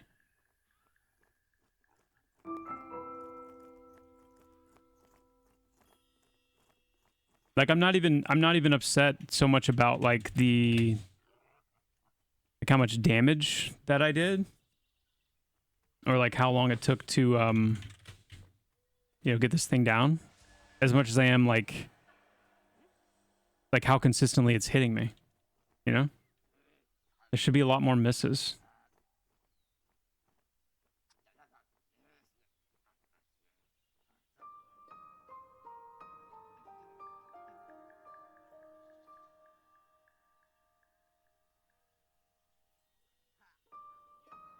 I mean, I think it's better, and I've my expectations have been somewhat somewhat like low and measured for how we don't want to make like a huge drastic swing. We don't want to end up, you know, just being like crazy.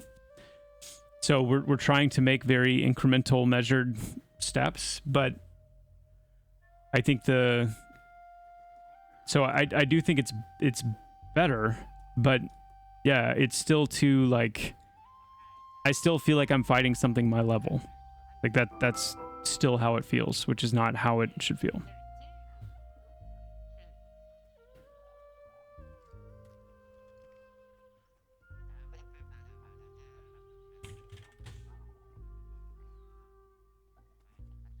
Why is Joppa scared to answer why gray mobs still attack high level players? I'm not scared to answer. It's the way it's always been. Like your aggro radius, it never, like, it's all about whether or not I get, you know, close enough to the target. But the aggro radius is significantly reduced when they're gray. The idea there is that you're never like just completely trivializing something when you get when you out level it enough. But I mean, I've got to get like crazy close to these things to even get its attention.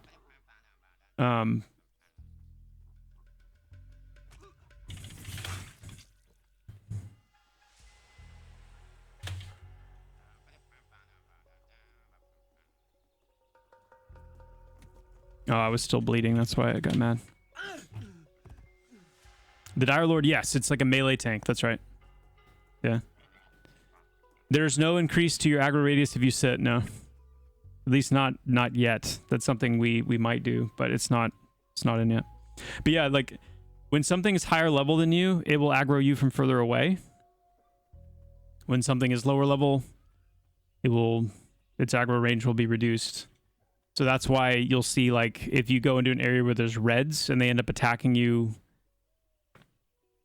you know, from further away than you're used to, that's because they have an aggro range bonus for being a higher level. No, it does not affect social aggro. I'm just talking about just the straight up aggro radius itself. It'll still have whatever its assist radius is. No ETA on gnomes yet.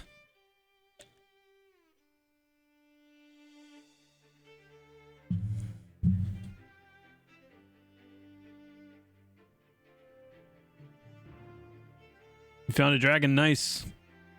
Be careful. ETA on bows, what do you mean? What about bows?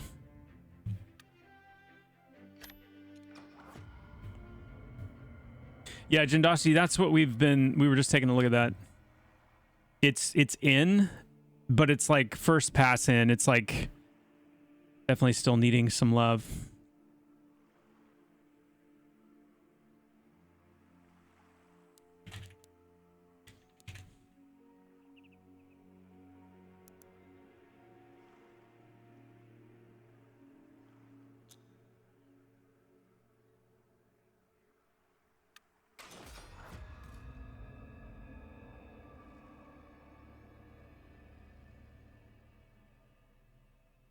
Oh, the moose nose. That's awesome. Nice to hear that.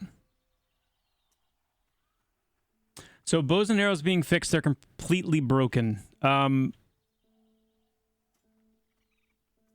don't think they're as broken as people think they are, but I also don't want to assume anything. Let me do the same thing here real quick with this guy.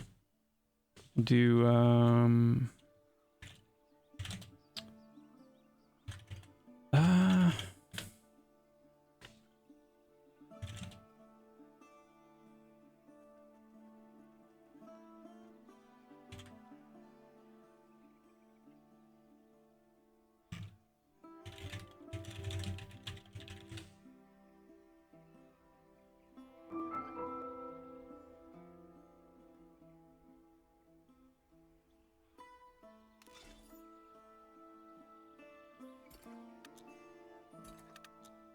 one sec.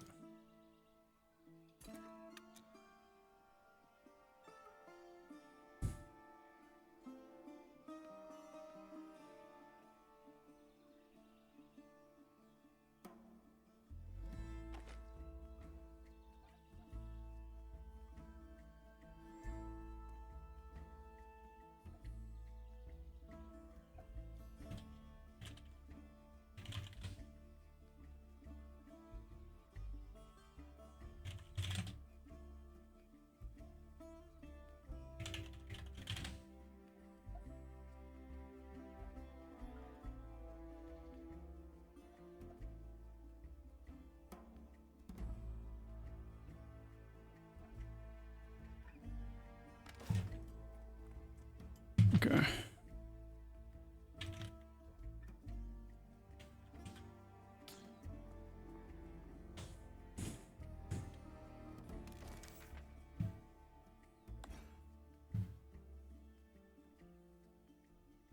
Just use that for now. That's fine. All right, let's check. Let's check this out. Let's test this out, shall we? Let's go to.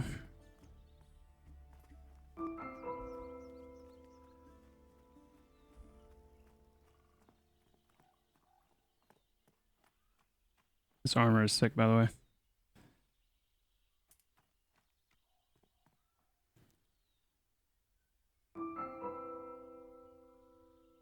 Ooh.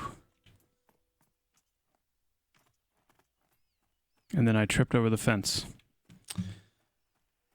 Yeah.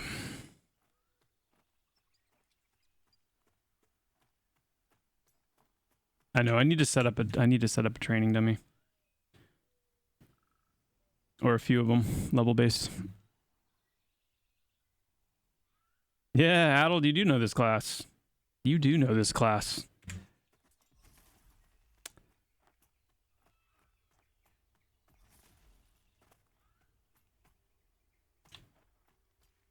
Let's go. Oh, wait.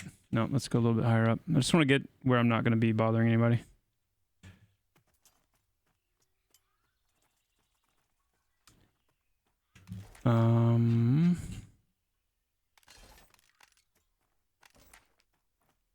Okay, so we come up here. Maybe we can find some wolves. They have a little bit more health. Or this frog. So, level 1. I've got some gear on me, but I mean, as far as just... What was the bird's eye view? Oh, that's a dev only thing. That's a dev. I'm a developer, so I can do things with the camera that are special. So we're using this, starter bow, starter arrow, right? I'm gonna aggro off so we can just watch the damage here.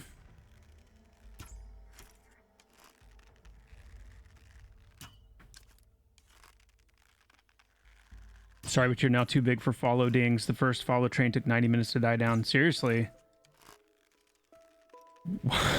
Okay.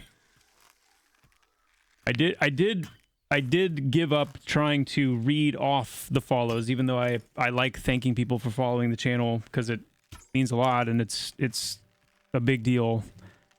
But I definitely hit that point today where it's like I'm not even gonna. Yeah, I would drive people away trying to read them all. But I can't thank you guys enough for the support. It's absolutely amazing. I'm trying not to think about it too much because it'll either make me emotional or it'll ramp up my already very highly active ADHD. Calamity HC, thank you so much for the Prime. Bleaker, thank you for the Prime as well. Sorry I missed that. Thank you guys. I know we hit 1,000. We had a record today. 1,000 viewers today. So cool. So cool. All right, so I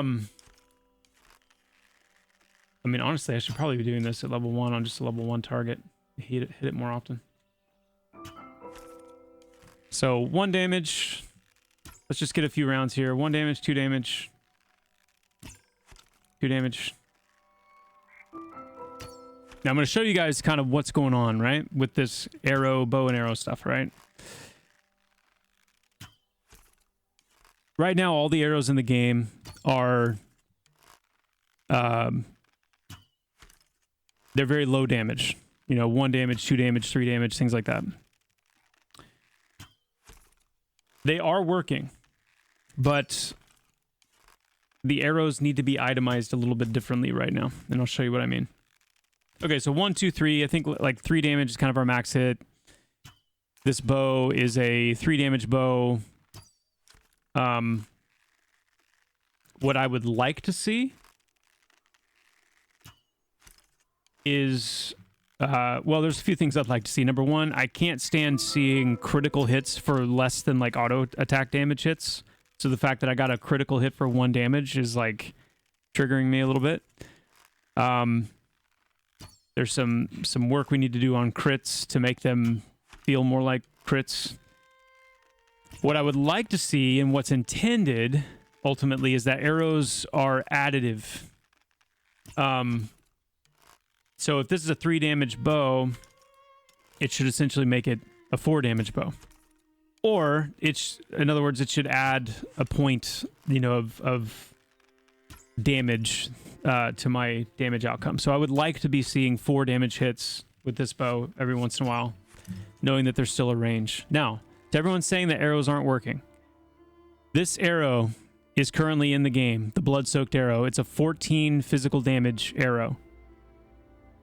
I'm not going to tell you where it is, obviously. But if I equip that arrow, you can see my auto attack damage does change. Now, one of the things we need to get to the bottom of is what's going on with the range of damage. I just equipped a 14 damage arrow onto my 3 damage bow, then I'm still hitting for 5. But I'm also, you know, my top damage has gone up quite a bit. Just hit for 15.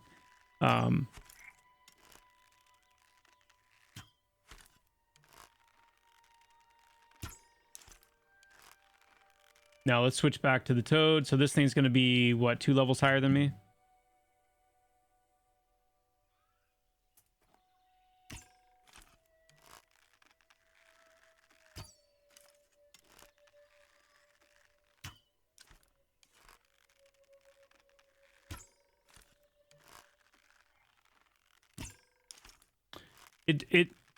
It's not so much that the bow is not contributing as much as it is the arrow damage numbers are just way too low.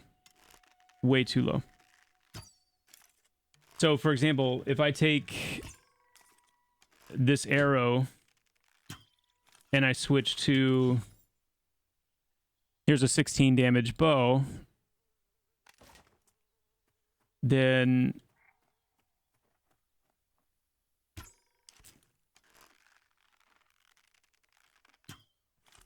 you can see my damage is going up as well because of the bow contribution.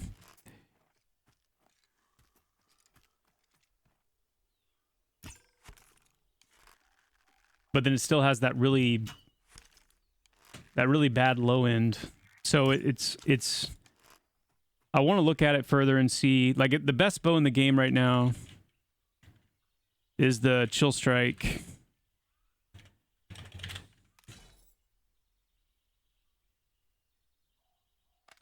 So with Chill Strike and, like, the best bow and the best arrow,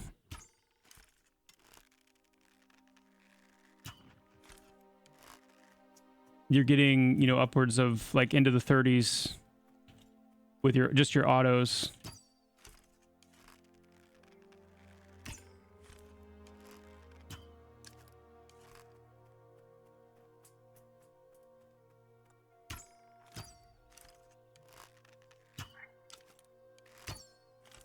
So, I mean, honestly, I think it's going to end up being like a combination. I think it's a combination of arrow itemization and, like, the arrow damage being pretty bad. And then also us needing to kind of, like, you know, polish the, how the damage is being calculated a little bit. Ooh, nice hit.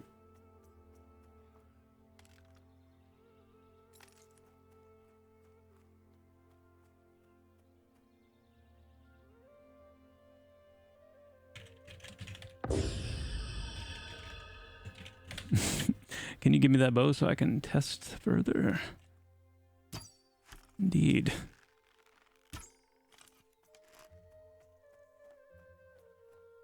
Now let's try out our little drag friend here.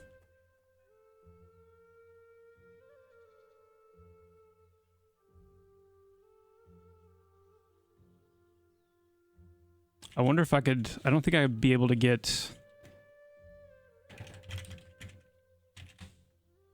I haven't played the Ranger dedicatedly enough, recently enough, to have, like, a really nice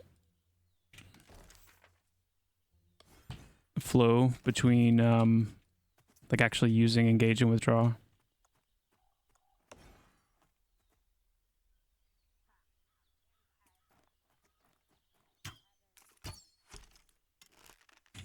But I do have a little bit of help with my I don't even have like my keys bound.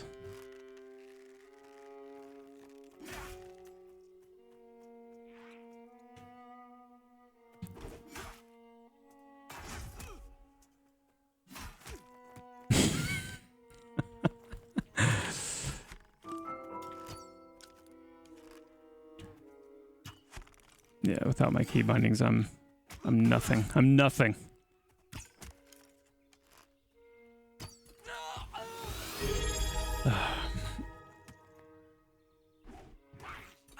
Anyway. Like, I guess what I'm saying is, if I were to watch some of you, like, main ranger mains with this bow and this arrow, I think it would be really pretty crazy. We are slowly getting like an actual knockdown animation in as well. So you guys don't feel like you die every time. Yeah. Kungan and Chilligan both, I think, would be...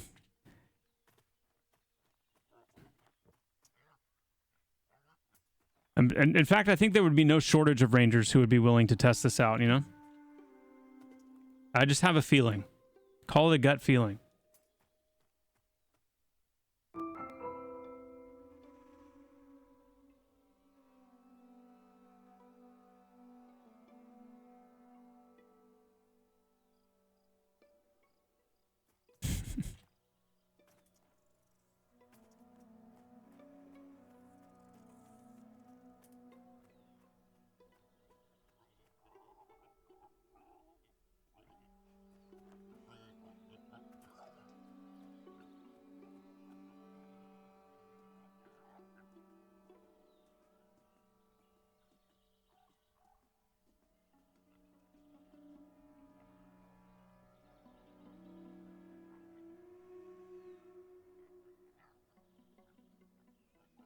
Splat, yeah, you should be able to run Pantheon, no problem. Viserion, thank you so much for the tier 1, the 7 months. Thank you so much, my friend. Appreciate that.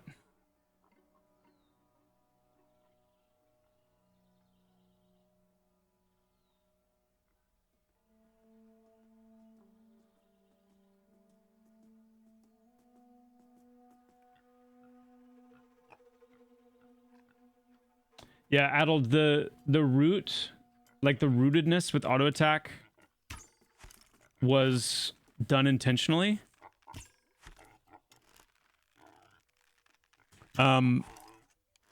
It's designed to be kind of one of those like skill ceiling differentiators, because yeah, like you can, once you get the hang of moving with the ranger, like the actual fluidity and kind of staying in constant motion while you shoot and do various things, it's not as it almost becomes easier than having to find time and rhythm to stop and plant to get an auto attack shot off, especially when, like with Chill Strike, where you've got a strong auto attack and a proc, and so it's actually like a reasonable contributor to your overall damage output. It's kind of in the same lines as like the decision of whether or not to make, because it's another thing to be running and like kind of jump and take shots. It's another thing if, you know, we put like a target facing requirement in with some of the shots, so that you actually have to, like, you know, turn and shoot and things like that, which to me, it's all just part of how much we want to push. We have a really solid, strong base with the ranger, and it's just how far we want to push, like, the skill ceiling of the class. I'm, like, personally, I kind of like the idea of needing to, like, turn and face to shoot, or at least have, like, some kind of, like, a frontal facing restriction on the shots. Because I just think it just...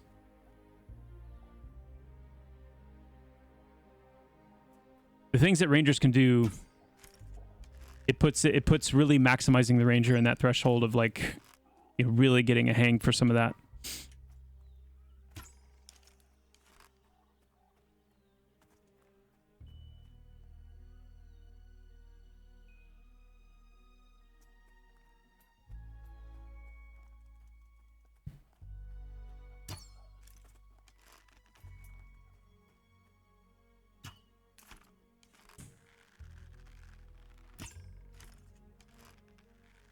Yep.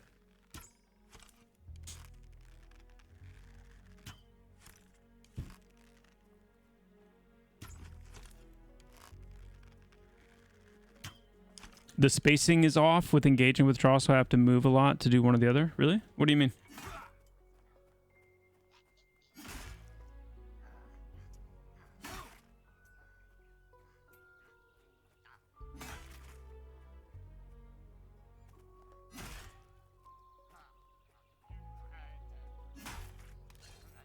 Oh, I died.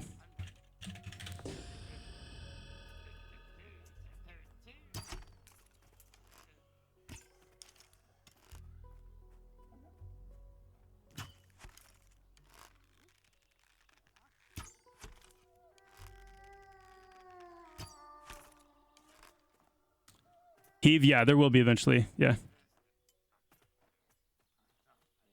Yeah, withdrawal getting caught on the terrain. That one's definitely a known issue.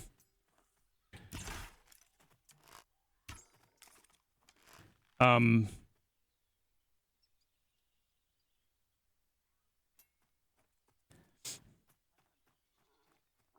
the bug yet where getting too much airtime using withdraw engage can cause the mob to regen 30% health? No. No, I haven't. But I'm going to make a note of that.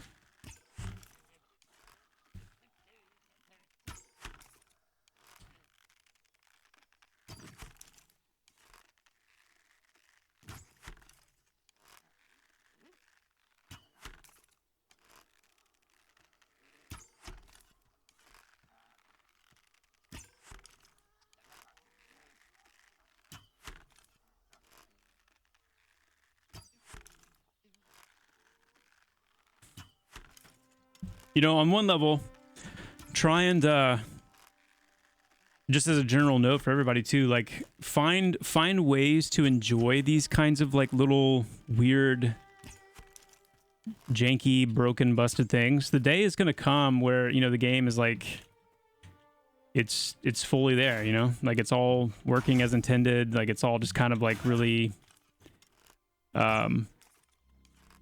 everything's just clean and it's all working. You're not going to have some of these fun, like, things anymore. I say fun loosely. I know it's not all fun. But it's just kind of that mode we're in, right? Where there's lots of, like, weird little things to find and snuff out. Yeah, like your campfires are already much less talkative. The trees, you don't have NPCs cussing you out. Seems like only yesterday, you know?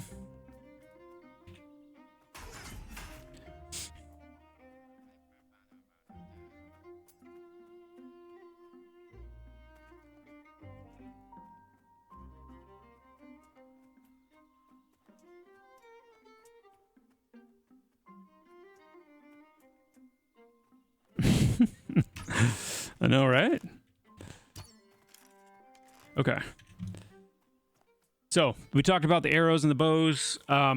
It is something that does definitely need improvement, but we do have, you know, the arrow damage and the bow damage definitely is working. And with some of the recent itemization that just came in with this patch, there are some arrows to find and some bows to find that will, you know, really push that.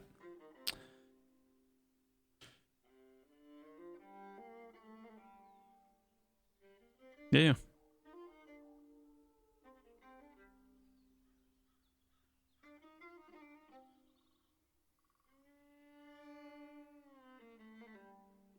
Now, something else that I wanted to do with you guys today.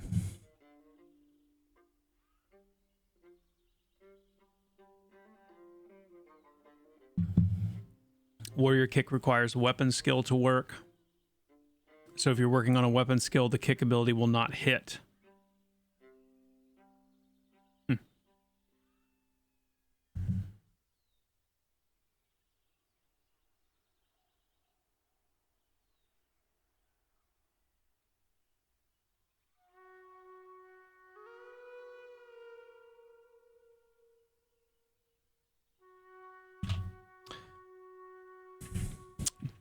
Turd Ferguson. This is Unity.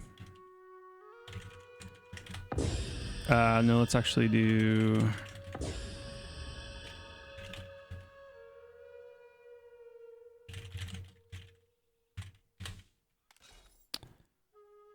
Oop.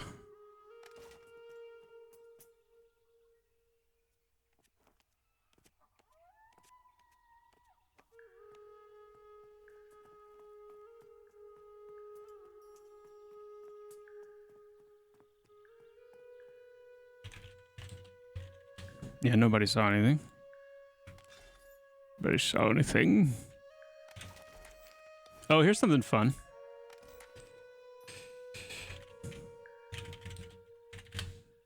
You know, we've talked about gliding, right?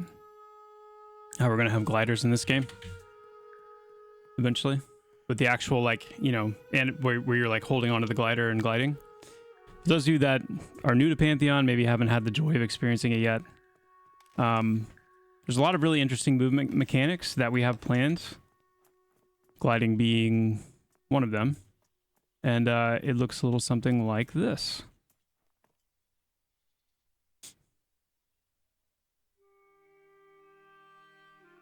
So we don't plan to have, and this is all momentum based, so like the faster you're moving going into a glide, the more actual distance you're going to be able to travel.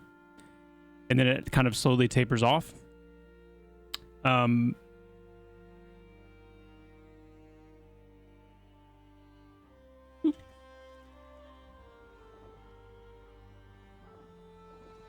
But we don't plan to ever have flying mounts.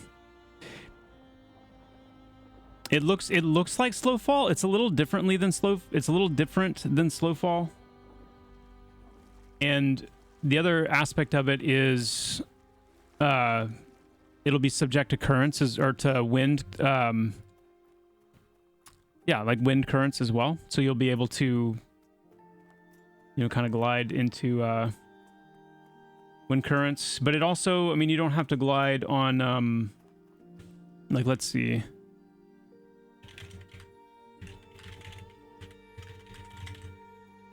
Can't type. I give myself a little bit of like a run speed buff. Being able to pull out your glider pretty much anywhere. And it's gonna, like, it takes a lot of its inspiration from Breath of the Wild. There's even like some like Ion type feel in it. I mean, what little I remember of Ion, but it's got kind of this built-in acceleration mechanic. So if I'm just running like this and then it kind of throws me forward a little bit, but you know, imagine it the kind of thing where in a similar fashion, like double jumping, like basically jumping and then jumping again would bring out your glider and you'd have that same kind of a movement. But in addition to climbing, that's kind of the goal, is to create a world that has verticality to it, that does have like some prestige oriented travel options. So being able to get a glider at some point, which has like, you know, probably be like an epic quest type thing. That'll be a big part of like increasing like how you're able to move around in the world. Kind of giving you more interesting options. Yeah, and then exactly right, user. That's so we will have raids, we will have areas of the game world that are only accessible through, you know, some of these special travel mechanics, these special traversal mechanics. So like Sky Dash is another one, for example, that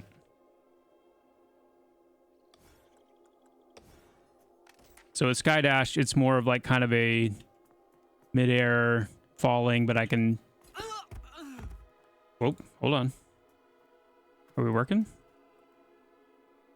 Oh, no, that's the super jump. Sorry. That's the super jump. Okay, I was like... Something, Let me make us up immortal.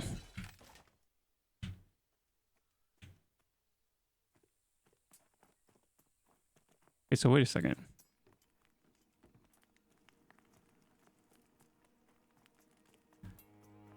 I'm confused.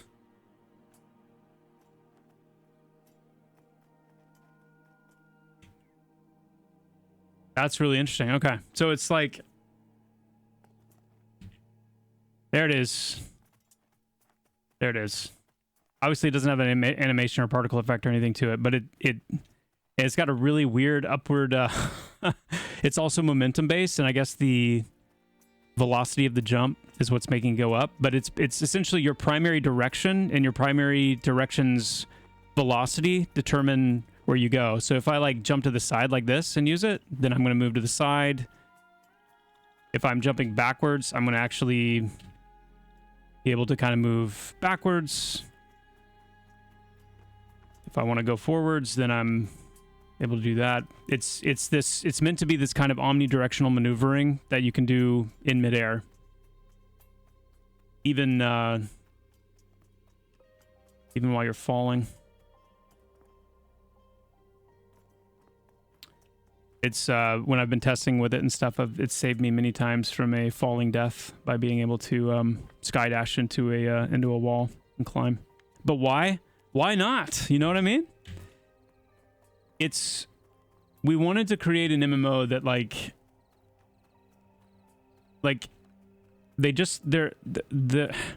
they're so restricted in like how you can move around the world, how you can engage with the environment around you, and being able to introduce these special, like whether it's climbing, gliding, this ability to like, you know, and they're things that you have to earn. They're things that you have to earn. They're not for jump puzzles. Like, it's just the joy of being able to maneuver in different ways through the world that, and I mean, they can be, you know, I mean, imagine how much easier it would be to get out of the way of something in a raid if you've gained the dash ability. If you can just be, like, I'm standing still and I'm like, oh crap, something's coming. I jump this way and then sky dash, like fly off to the side. Like that's something that you've unlocked for your character that gives you like a multi-dimensional option in terms of movement. You know, we have climbing in the game, but if I want to, will this work? Wait, hold on. I want to figure this out.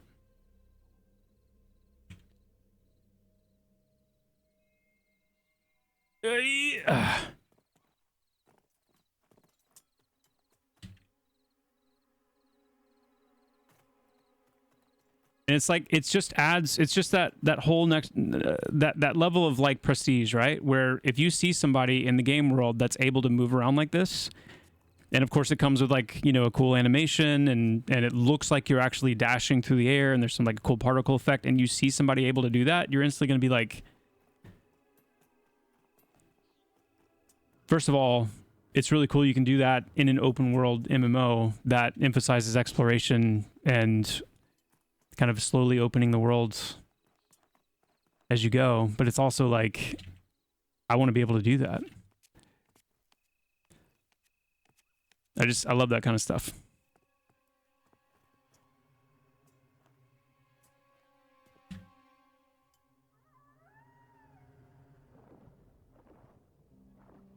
Anyway. Will there be any form of player-driven economy, auction house, something similar?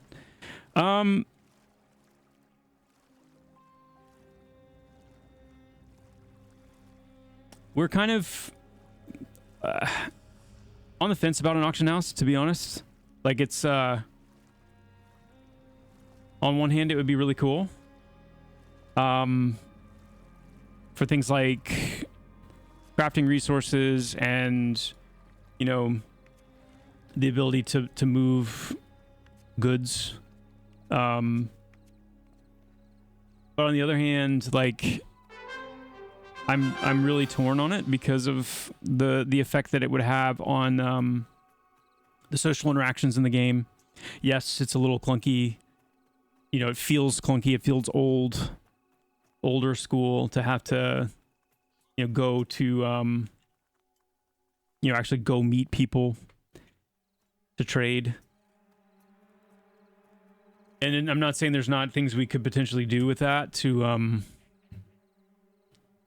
you you know, kind of improve on that a little bit. But I'll tell you what, too, guys, like there's, you know, things like bots and RMT and that kind of stuff. It's real thing. I mean, most of us know that. And it's like, man, as soon as you have an auction house, you've got a way to, you know, now you've got a reason to farm items for the sake of, like, you know, turning the profit on the auction house for the sake of, you know, making as much gold as possible. And it just, I don't know. Like, there's a way that I want to test this too.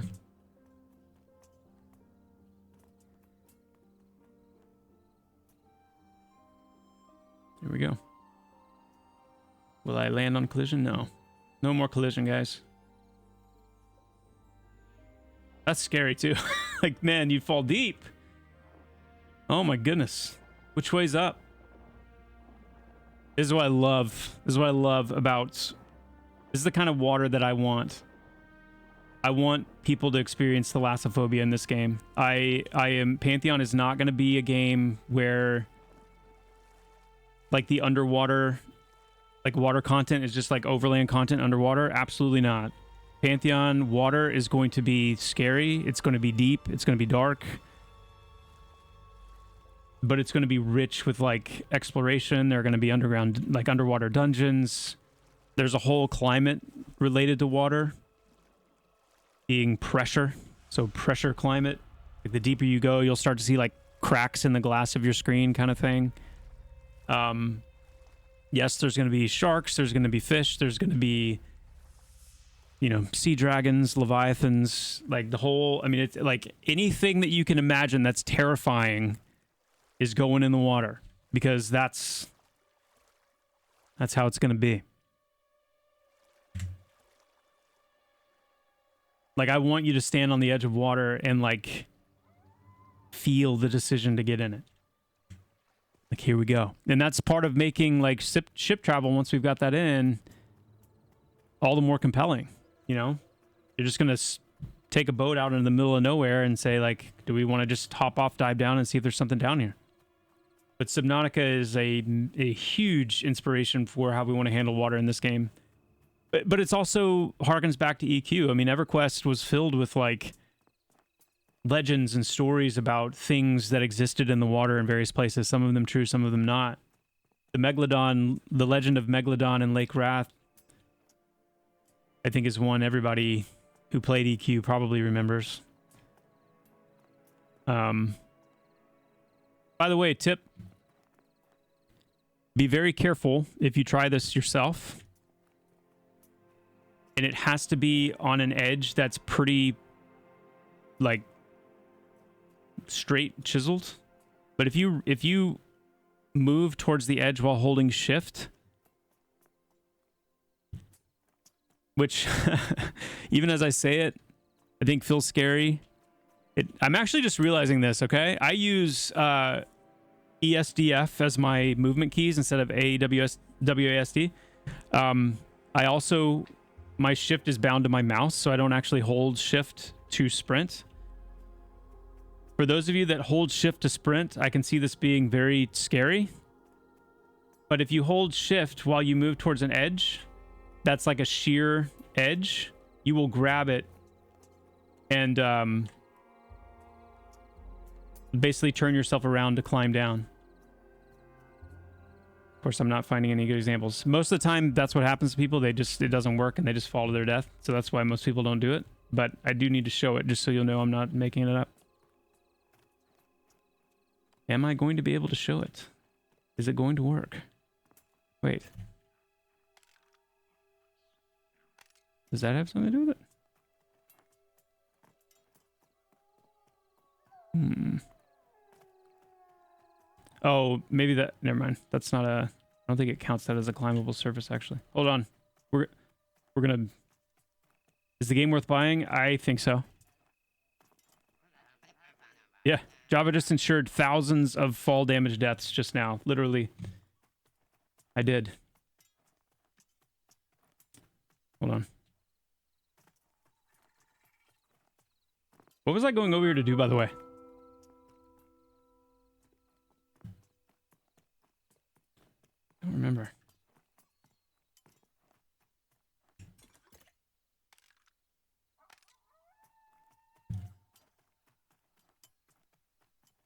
Show us where ash trees are, yeah.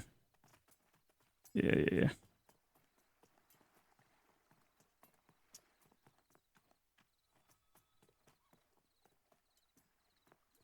It used to work really well. It doesn't work as well anymore as I just demonstrated. In fact, for you guys, I might as well say it doesn't work at all. It does work, though.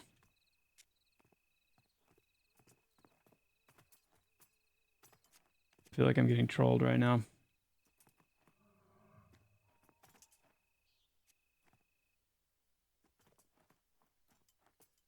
Okay. Okay. Fine, game. Don't do it. I promise. I promise. I know you can do it by backing off the ledge. I know you can do that. But we had it like a mechanic built in where you would run at the edge, holding shift, and you would turn and catch it.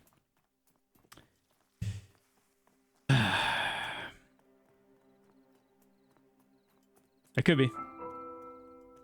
It could be.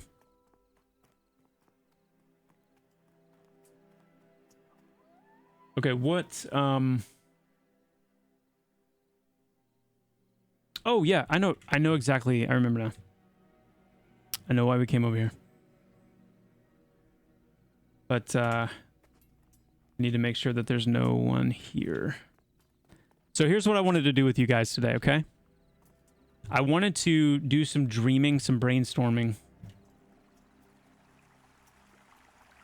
Give you guys a chance in a way to kind of like join me in the creative director, lead designer kind of like mindset. And okay, there is a group here.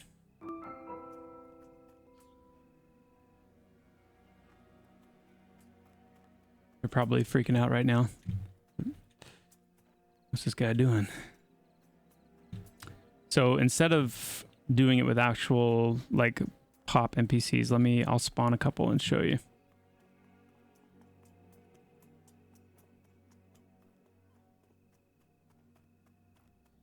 So let me give a little I am on the Lucent Tree server. Any information you can offer on Scar player characters? What kind of information are you wanting to know?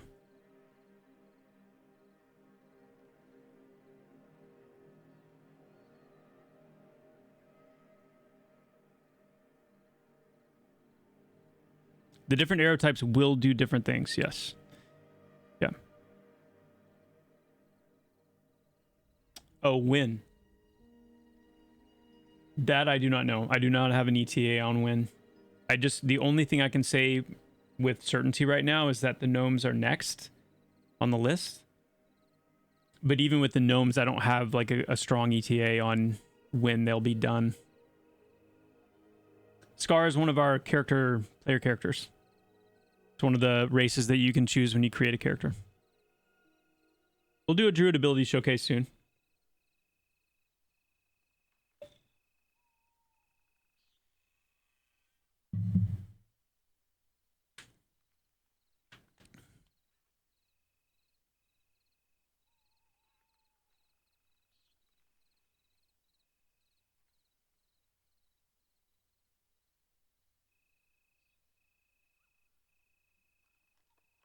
We are going to start working on Black Rose, like the actual environment of Black Rose, once we're done with the POI we're working on in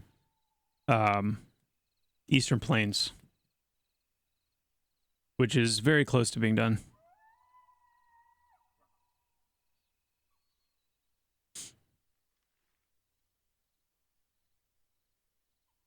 Nope, no news on Bards.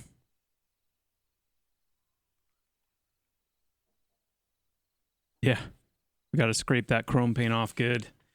Why are the dwarves blue? They're blue for lore reasons. That's correct. They were created by Causus, their kind of main celestial.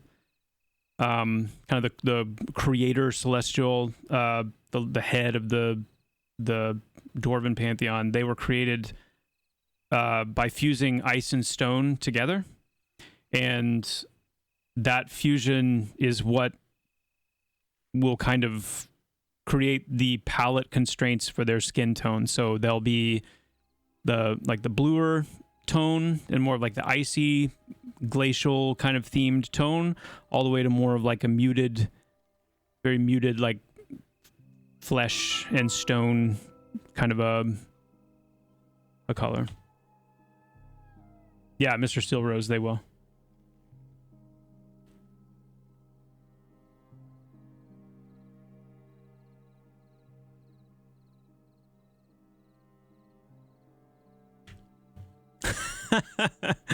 I like the way that question's worded. Any plans to remove the say text from the Necro life tap ability? I'm guessing you are... Batuba, I'm guessing that you are really enjoying it, and you're asking because you're hoping that we won't remove it. Is that right? I feel much better now. That was a lift straight from EQ, by the way. So-and-so beams a smile at the target. I feel much better now.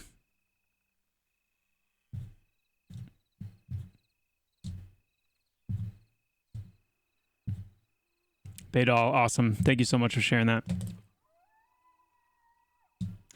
So here's what we're going to do. As the community is growing, as more and more people are playing Pantheon, it's been really cool to see the different streams, the different videos, the different conversations that are happening, like in Discord and places like that. And what I tend to see are people that they've heard about it, they're trying it out, they're really liking it, and they're kind of taking it for what it is. I mean, it's exactly the way I would do it if I just happened to hear about a game, saw somebody playing it, thought it looked cool, hopped in, and I'm just kind of taking it for what it is. And but what's interesting about that is there are systems and mechanics in this game that people don't know about yet, because understandably they're not either present yet, or they are present, but to a very small extent, and so people haven't experienced them yet. Perception is one of them, and I've spent some time on the last couple of streams talking about that more and showing off a little bit of what's intended there. But there's another really cool system with Pantheon that I don't think the majority of people know about yet or understand, and I wanted to kind of show off a little bit of that today, and then talk about it with you guys, and even maybe get some ideas from you guys as well. I think it'd be really cool to just kind of do a brain meld, and that is essentially NPC combat tactics, like tactics that NPCs can use in conjunction with each other in combat, that are meant to mirror how players work together in combat. Those of you that are familiar at this point with like the techniques and the different states that you can, put an NPC in, and then another NPC can, or another player can take advantage of that to create an effect, our NPCs are capable of doing the same thing. We've shown some streams in the distant past of some of this, to pretty good effect. But we're getting close to the point now where we want to start layering this in a little bit more, and ultimately want to start shifting some of the challenge of the game away from really hard hitting heavy abilities in every case to more of this kind of synergizing. Why is it so dark for so long? Should it not be daytime yet? Does it feel like nighttime's taking a longer time than usual to you guys? I don't know.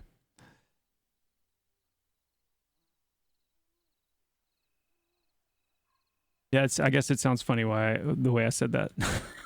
It's me raging at my own game. Like, why is it so dark? Gosh.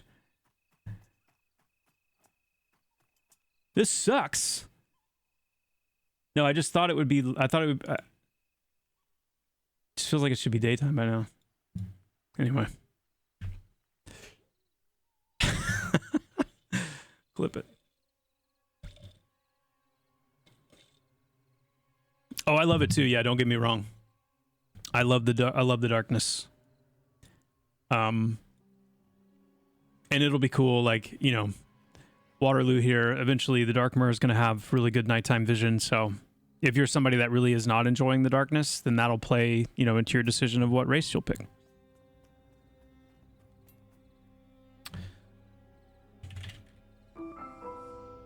It's 2. Guys, it's 2. All right, so here's what I'm going to do. And honestly, I need to go to an even more, like...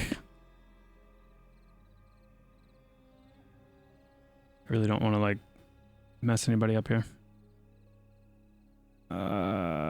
We'll go up here, I guess. Maybe. Let's go over here.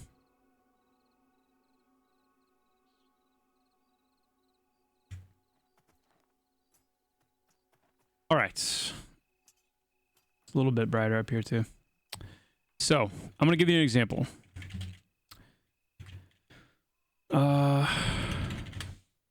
We'll do...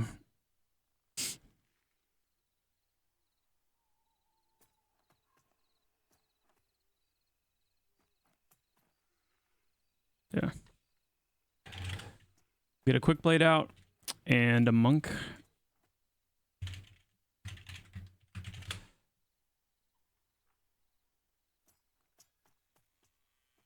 Cool.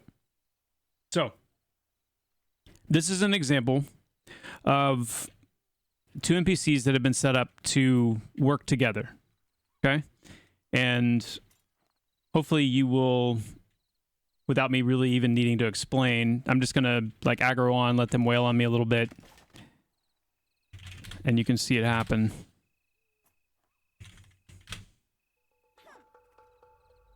Okay, smoke tricking me. Off balance, this one looks unsteady, knock me down. So,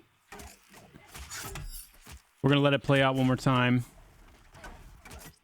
But just to tell you what's happening so you'll understand, this monk has an ability that puts me into an off-balance state. And then there's a chance, while I'm in that state, for this rogue to see it and then use it to knock me down. There's a pretty long cooldown on that ability, though, so...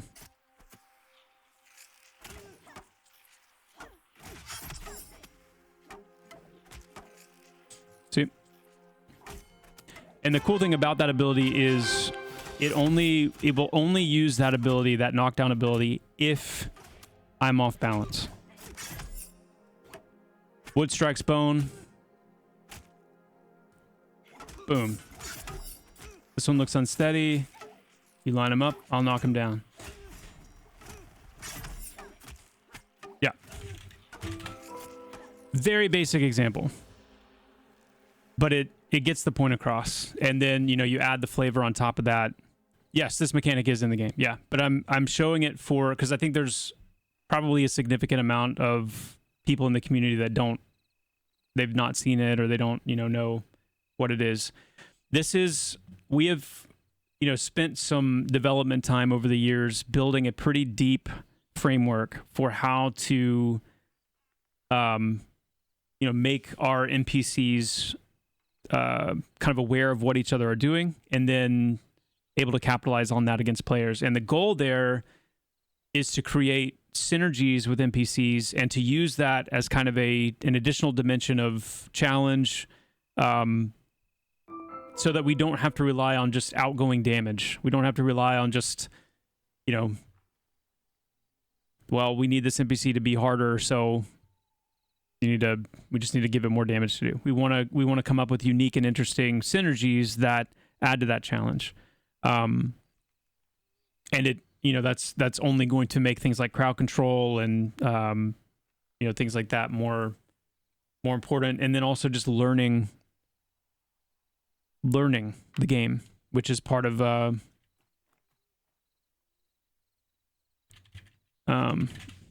challenge metric as well. Just these classic games, a lot of their challenge came just in needing to learn and understand what was happening, kind of grow in your game knowledge. So what I wanted to invite you guys to do with me a little bit is, like, what are some interesting combinations that you could see being cool, being interesting in like a combat scenario like this?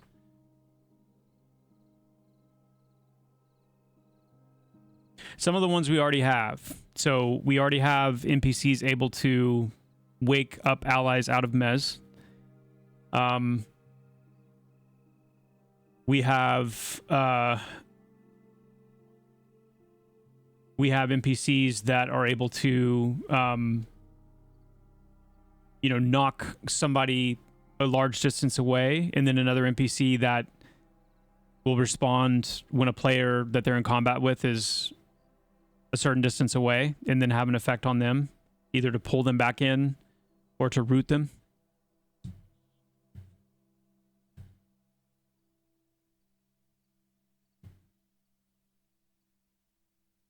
Oil flasks and fire spells. I like that. That's cool.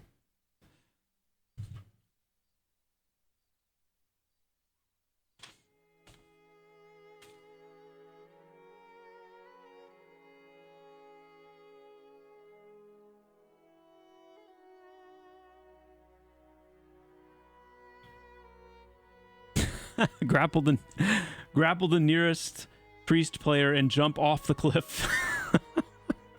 like a tandem base jump, basically. Like, just grab them and then just like jump off with them. That's hilarious.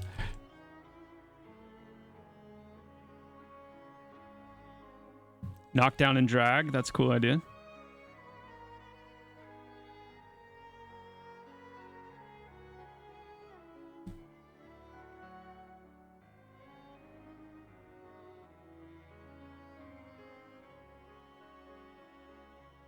NPCs that react to critical hits.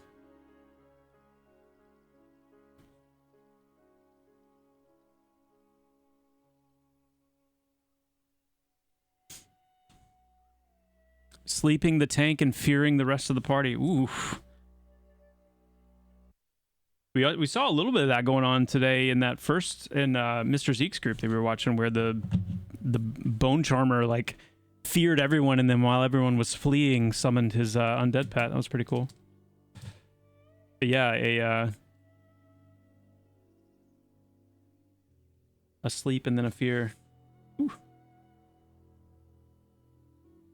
But that's the cool thing about it. Like the guts that we have here, we can do exactly that. Like, NPCs are able to target specific classes. They're able to target specific races. They're able to target, they're able to make target decisions based on resource pools. So target something with mana, target something with essence, target something with momentum.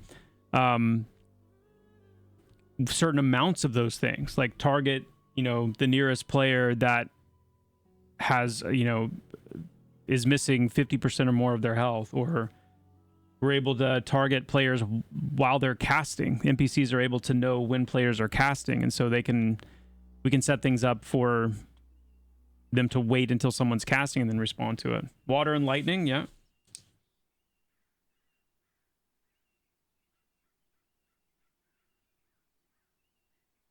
Hoarding players away. Woo. It's like an inverted gate. That would be horrific. Spell steal.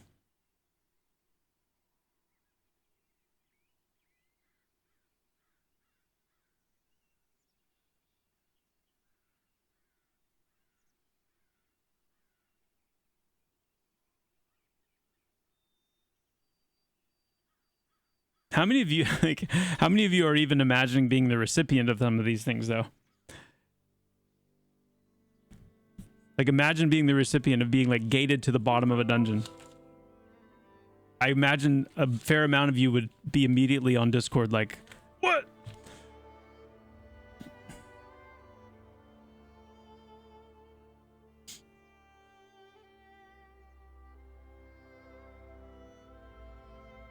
I'm already writing an angry post about it.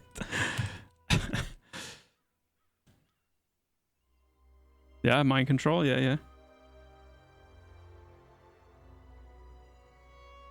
Getting charm in, and then NPCs being able to charm players. That's gonna be a good one.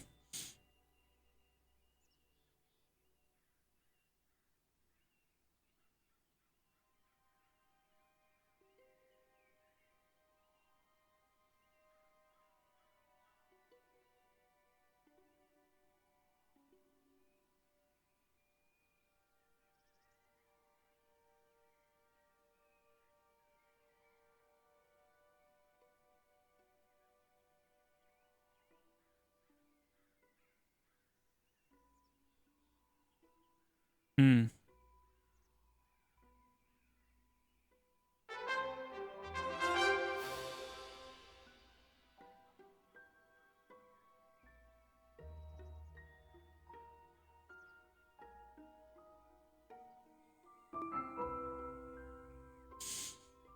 Vampire RPG, thank you so much for the Prime and the 2 months of support. Appreciate that. Flex Bump Chest, thank you for the Prime as well.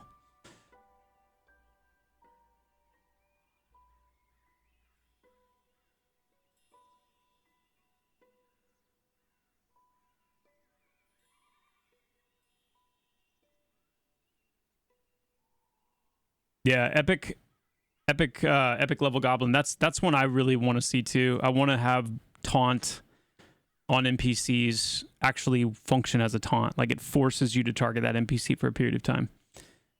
I really want to get that in. That's going to make like our tank archetype NPCs, some of them, a lot more interesting. They're able to do that.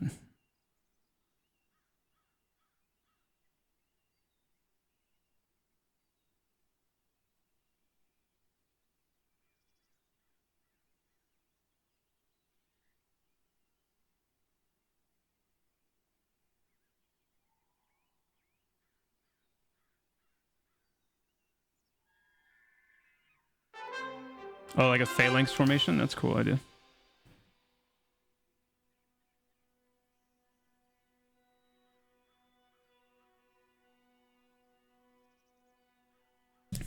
It's pertinent timing too, because we're looking right now at gearing up to get our first like major boss into the game, like a true major boss, like very hard, challenging encounter inside of Halnir Cave, and some of the stuff I'd like for us to be able to factor into that.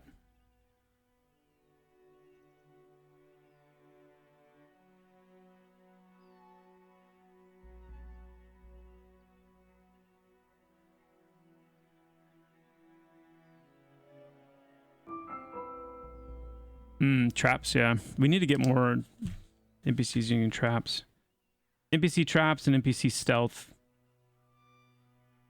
We got stealth close to working. I know Steve was working on it a little bit, and we're still have the issue though where NPCs, they won't re-stealth after they've come out of stealth. So it works perfectly. Like you see them kind of like inching towards you. When they get close enough, you can see them, but they're like, you know, kind of faded out a little bit, and then they pop out as they attack you and all that, and it's perfect. But then when they are done with combat, they don't re-stealth. So until we get the re-stealth working, then it's kind of like we can't incorporate it yet.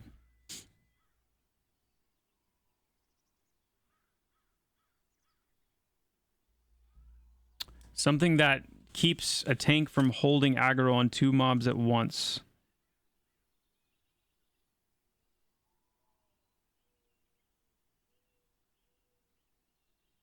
It's interesting.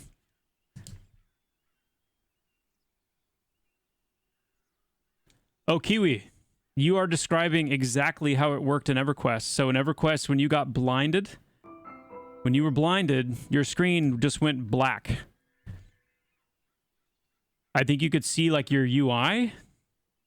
I think that I don't actually remember that part. Maybe I don't. I think you could still see your UI, but everything was black.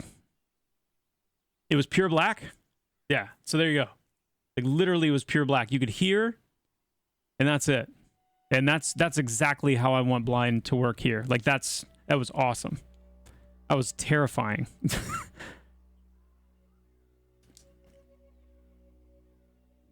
Yeah. That's how we're gonna do it.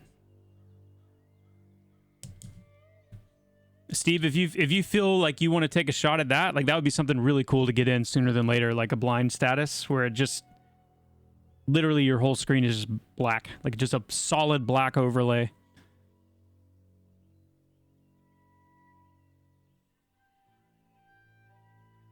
Yeah, you could something on the screen. We could put one of those little like old DVD bouncing like things that just says your monitor's not broken. Something like that while it's happening. Hey, thank you so much, Skeet.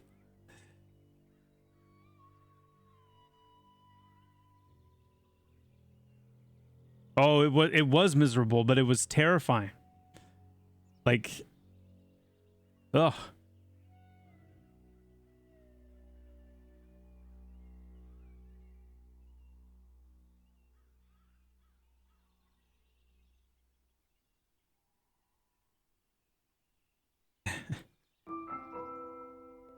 Yeah, being blind and feared is oof.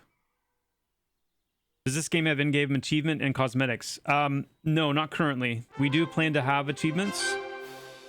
We'll have more info on that later, but plan to have achievements and then cosmetics. That's a big discussion. We've talked about that a little bit on stream. I have very strong and mixed feelings. I tend to not like cosmetics. But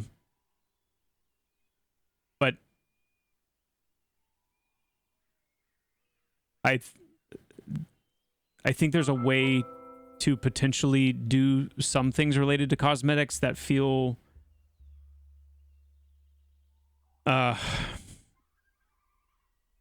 like they work with this style of game. This kind of game is very important to maintain and protect the integrity of it. And item identity is a very big part of that. And so when you have cosmetics that either run rampant or they diminish like how iconic and like how much identity items have, then it's a very dangerous line to walk, I think.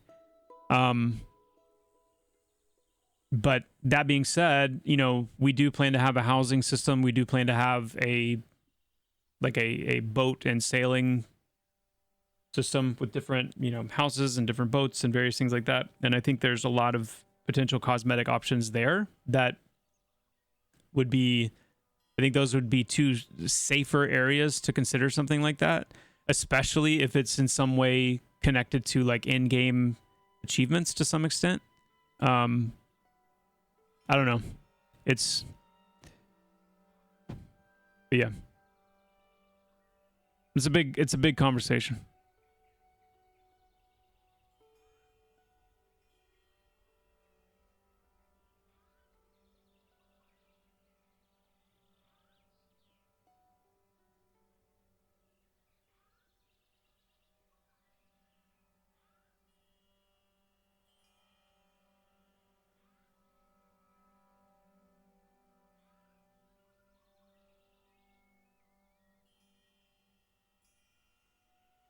Can you say what the POI in Eastern Plains is, or is that a secret?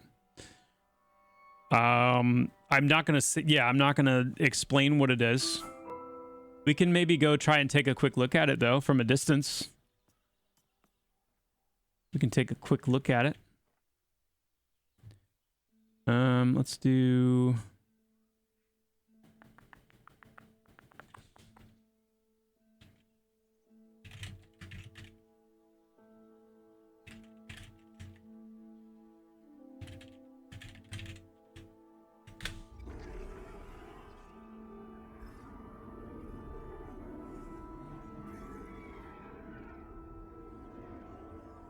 No, I do not hate you. No, Tanhawk. No. No. It is the opposite. I want to give you guys, and we want to give you guys a unique gaming experience that makes you feel things, you know? And sometimes those feelings are feelings of fear and terror, dread. But man, are those not the feelings that, like, lock in memories, lock in moments.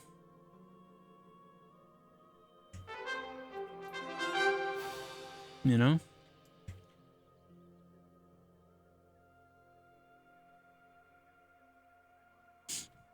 John Batcher, thank you so much for the tier 1. Appreciate that.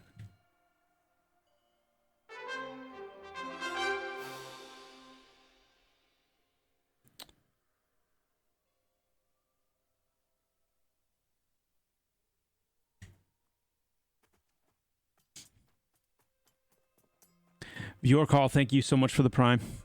Really appreciate that. Thank you, guys. John Batchest, yeah. We are keeping on. PvP server, yes.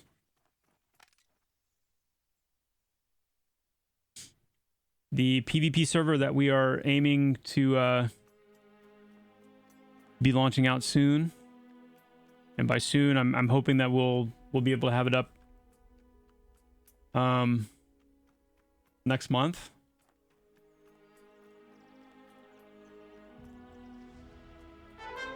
The goal is to give everyone like at least a 2-week heads up for when it's going to launch, so everybody can kind of plan around that.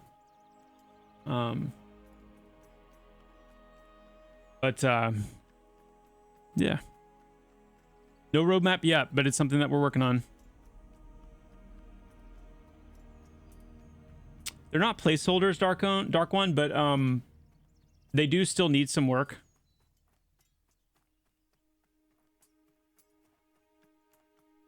Roguelite Battle Royale, PvP, Extraction PvP. No, the first PvP servers are going to be free-for-all with a plus and minus 5 level engagement. So you'll be able to, you'll only be able to attack somebody 5 levels below or above you. It's not full loot. You won't be able to loot any equipped gear off of another player, but you'll be able to loot their coin and their general inventory. So anything in their inventory, anything inside their bags.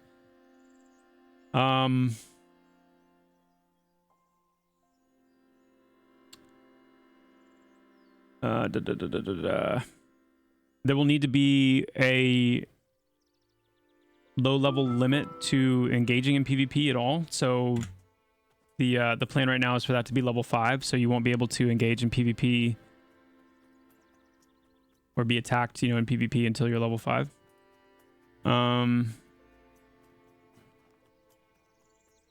Was toying with the idea of there being experience gain and experience loss from PvP, but I don't think we're going to do that.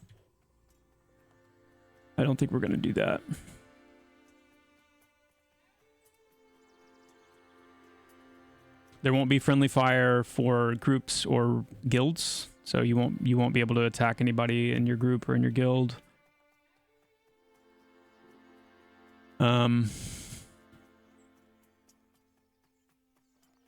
Yeah. Is there anything that will address out of range healing from players out of PvP range? I don't think we're going to be able to get anything like that in time. Like I don't think we're going to be able to address something like that for the server, or going to spend time trying to. So that'll just be kind of part of the calculus.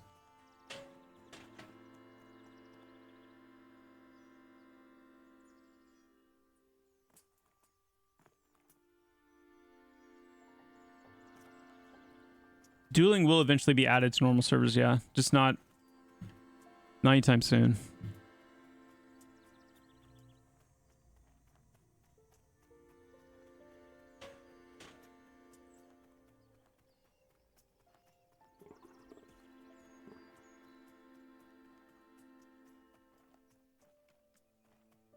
What are the major roadblocks to turning on PvP server? Just testing it. Just having time to test it internally.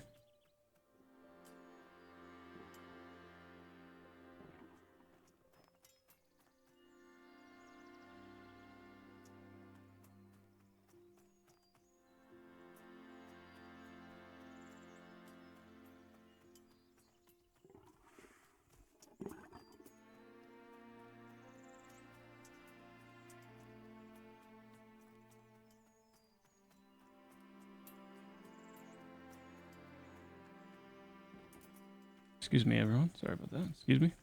Excuse me.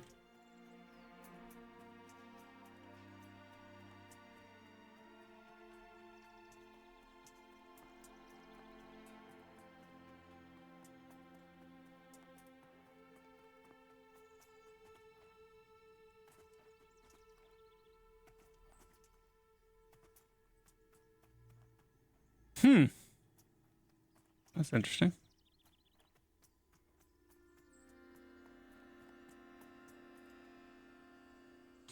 That's all you're gonna get for now.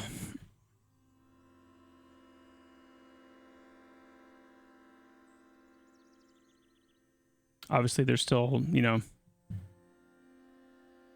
quite a bit of work being done on this area. That's kind of the cool thing about, you know, being in the early access phase, is that you guys are gonna, in some cases, see, like, pardon our construction, pardon our mess. But yeah, this area is pretty heavily under development right now. And what's cool about it is actually when it's done, there's going to be a nice, like, direct paths all the way through into Wild's End and the coastline over there, instead of it just being like a solid wall that you guys are used to. Whoa. Hey. Hey. Okay. Was that the Blade Wind Lynx? Is that... yeah.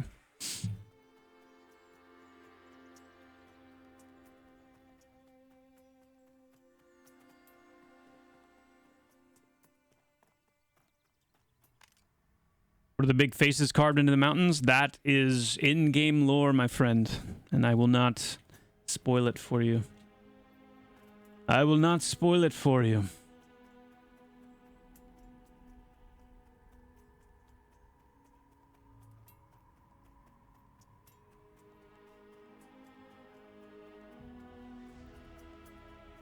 Pride Rock.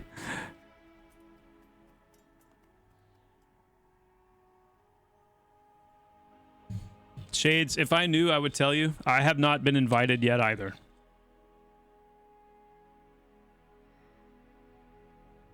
I have begged, I've pleaded, I've threatened,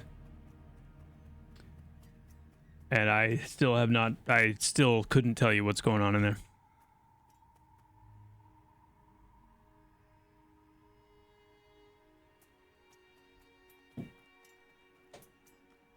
You know what I mean?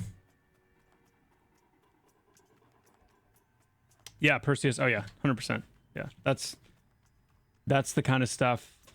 Like, the day will come. Somebody asked me earlier, where do you imagine this game's going to be in like a year? And that would be another way to answer that question. Is, I think in a year's time, I expect it to be much more kind of like understood and appreciated, like how lore driven this game is intended to be, like how deep it's intended to go. And when you have questions like that, like it's really the game, like there should be really robust avenues of like peering into the things that are interesting to you about the game through the way the game systems are set up.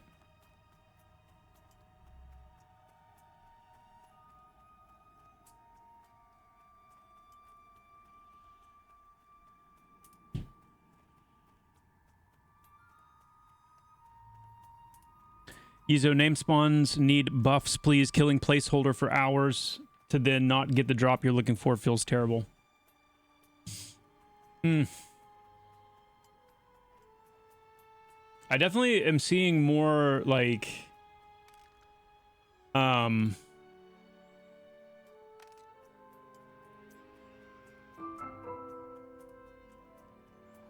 conversations spring up around that topic in particular.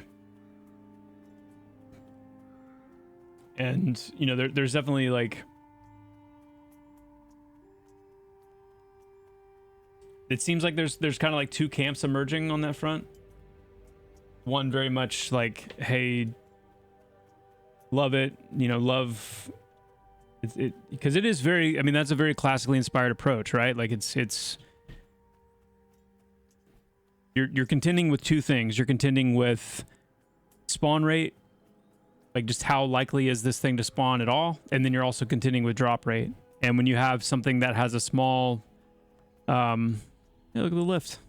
When you have something that has a small chance to spawn on top of items that have a really low chance to drop, then you're I mean, that's where really high rarity comes from. That's how you have really high rarity items that are like, oh my goodness, I can't believe you've got that. That being said, it doesn't mean that it's like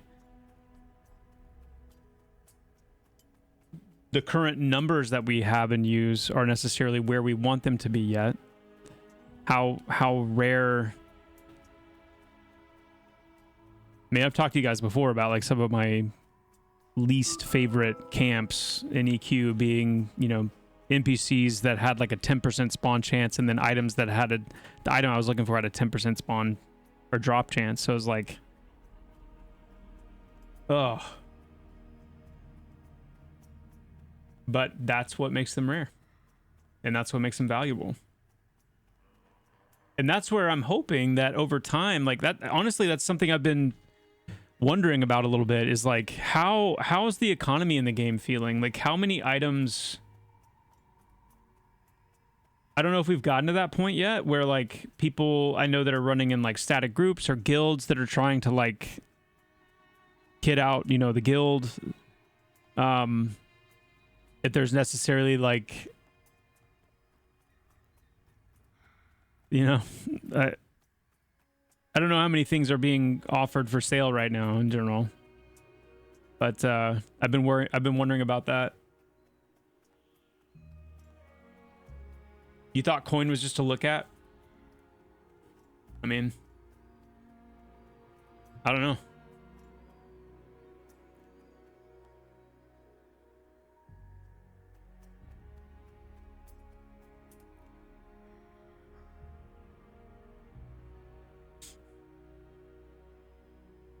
So there's like nobody selling gear.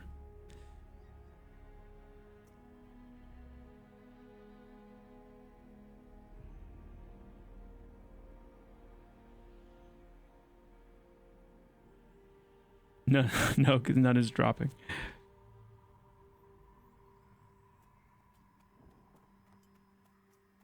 It seems like it might be a pretty like server specific thing, I guess. We need to fix this landing area. Actually have a landing area here. Oh, they got audio in for the lift. It sounds good. Where's my boy?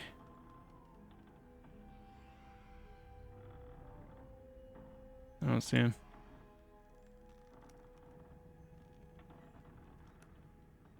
Oh man, that's so high. Gosh. Whew.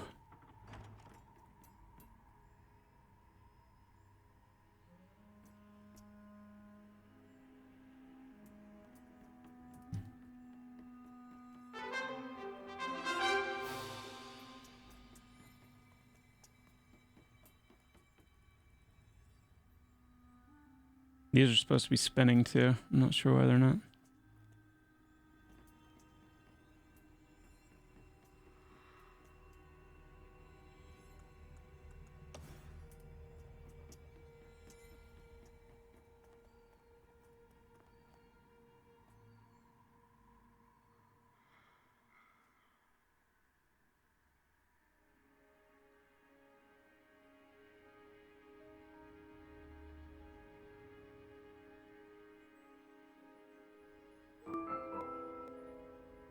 GRTV Punisher, thank you so much for the Prime.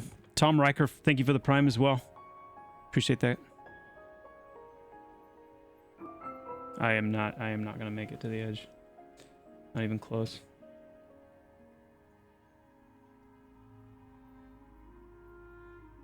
This is a glide.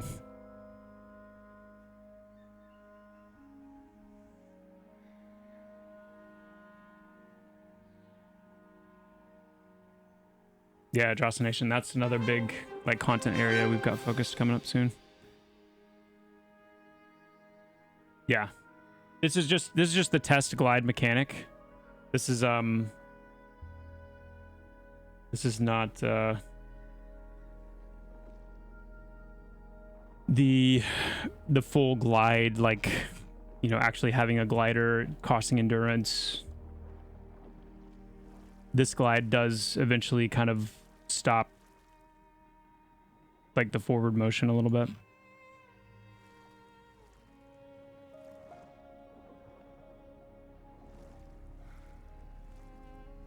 It's actually a little weird to glide into the water. It's like I can't decide if you're... There we go.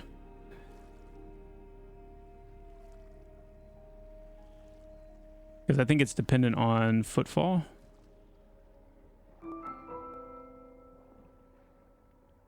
There we go.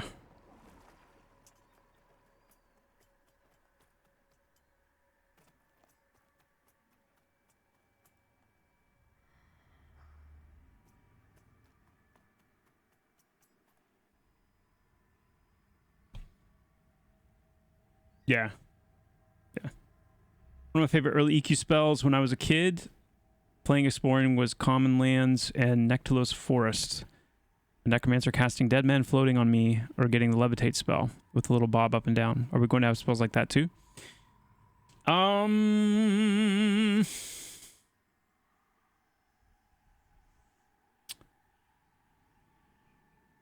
don't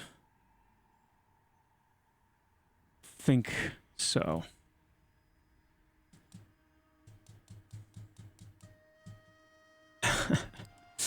Levitate was fun, I agree, but it was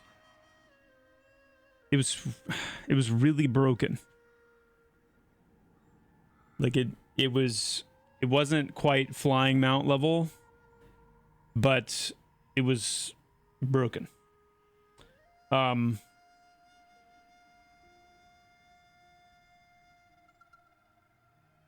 So my hope is that, and the reason it was broken is because you could largely get it to where you could stay, you know, almost like at a full horizontal,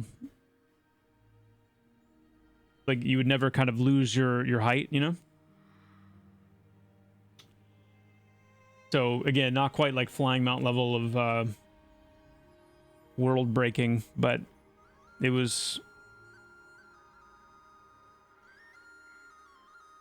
like with gliders are kind of the farthest that I want to go, because they have that downward motion to them. They're endurance based, so you're bound by how long you can even stay in the air, which is going to affect how high you go in and of itself, because you don't want to die running out of endurance. So it has a lot of these natural kind of constraints in it, while still feeling very freeing and whatnot. Especially for like small areas like this, where if I want to like get across the water here, you can use a glider to do that kind of thing. But it's always keeping you firmly kind of engaged still with the world, and then climbing being a natural. And the other great thing about gliding is that climbing is a big part of like using it well. So if you want to glide a long distance, that synergizes well with climbing, because you want to climb high enough to be able to glide. So my goodness, this is a dangerous area, and they're fighting. I gotta fix that.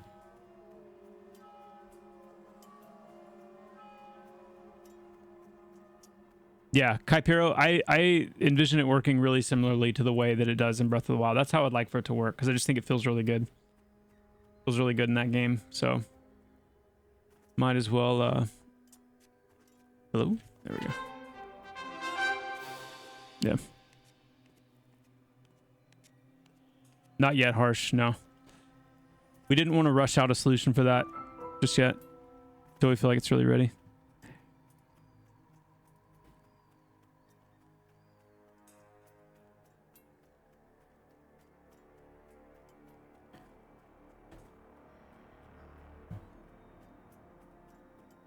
We actually decided against Archai Enchanters for lore reasons.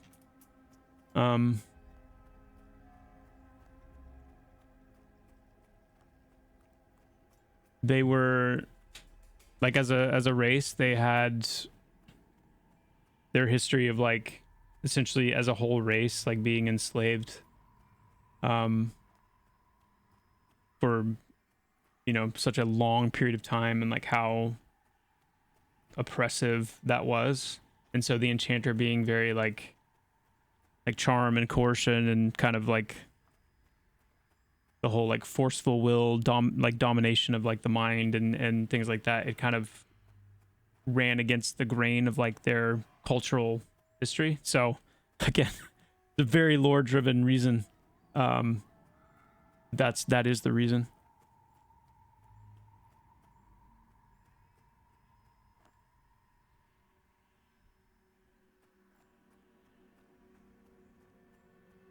With Archive Summoners, well, the difference with the pets is that they're not sentient. They're mana ghosts. They're it's not like a sentient thing. It's more like a construct.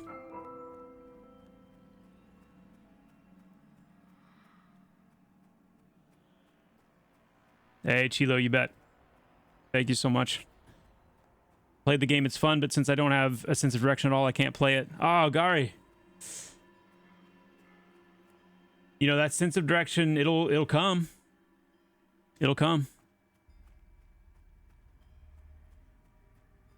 It takes some time. You know, without a map, you don't have that like immediate orientation, but it does, the more you spend time in the game and kind of run around and stuff, it does come in time. And it ends up being really powerful.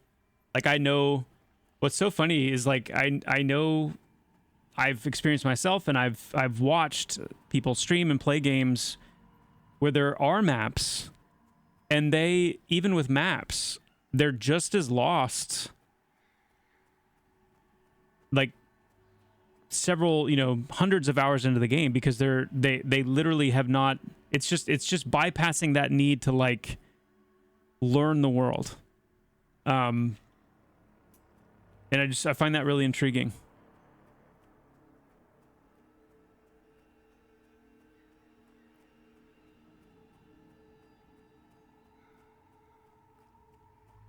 Monk Feign Death seems to need a lot of work. It does. Is it intentional for Dots to break Feign Death? I would say it's something that's kind of up in the air right now. Hey, look. Interesting. What rock is this?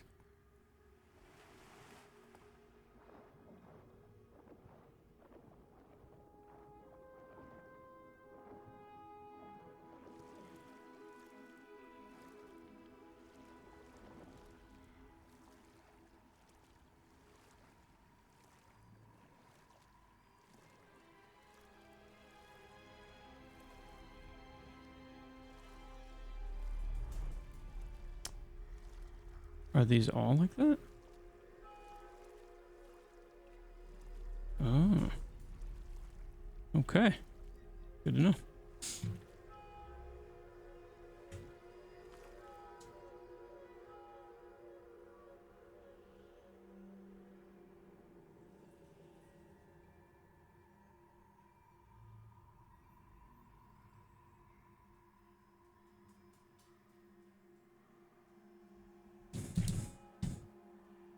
It's fine, just put a chest back there so it looks intentional. Yeah.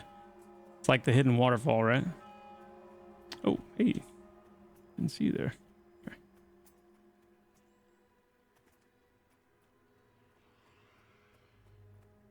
You know, I'm sure I'm not the only person that appreciates that nameplate being so high. And look at that target reticle. Wow. That's peak gaming right there. That's peak game dev. Peak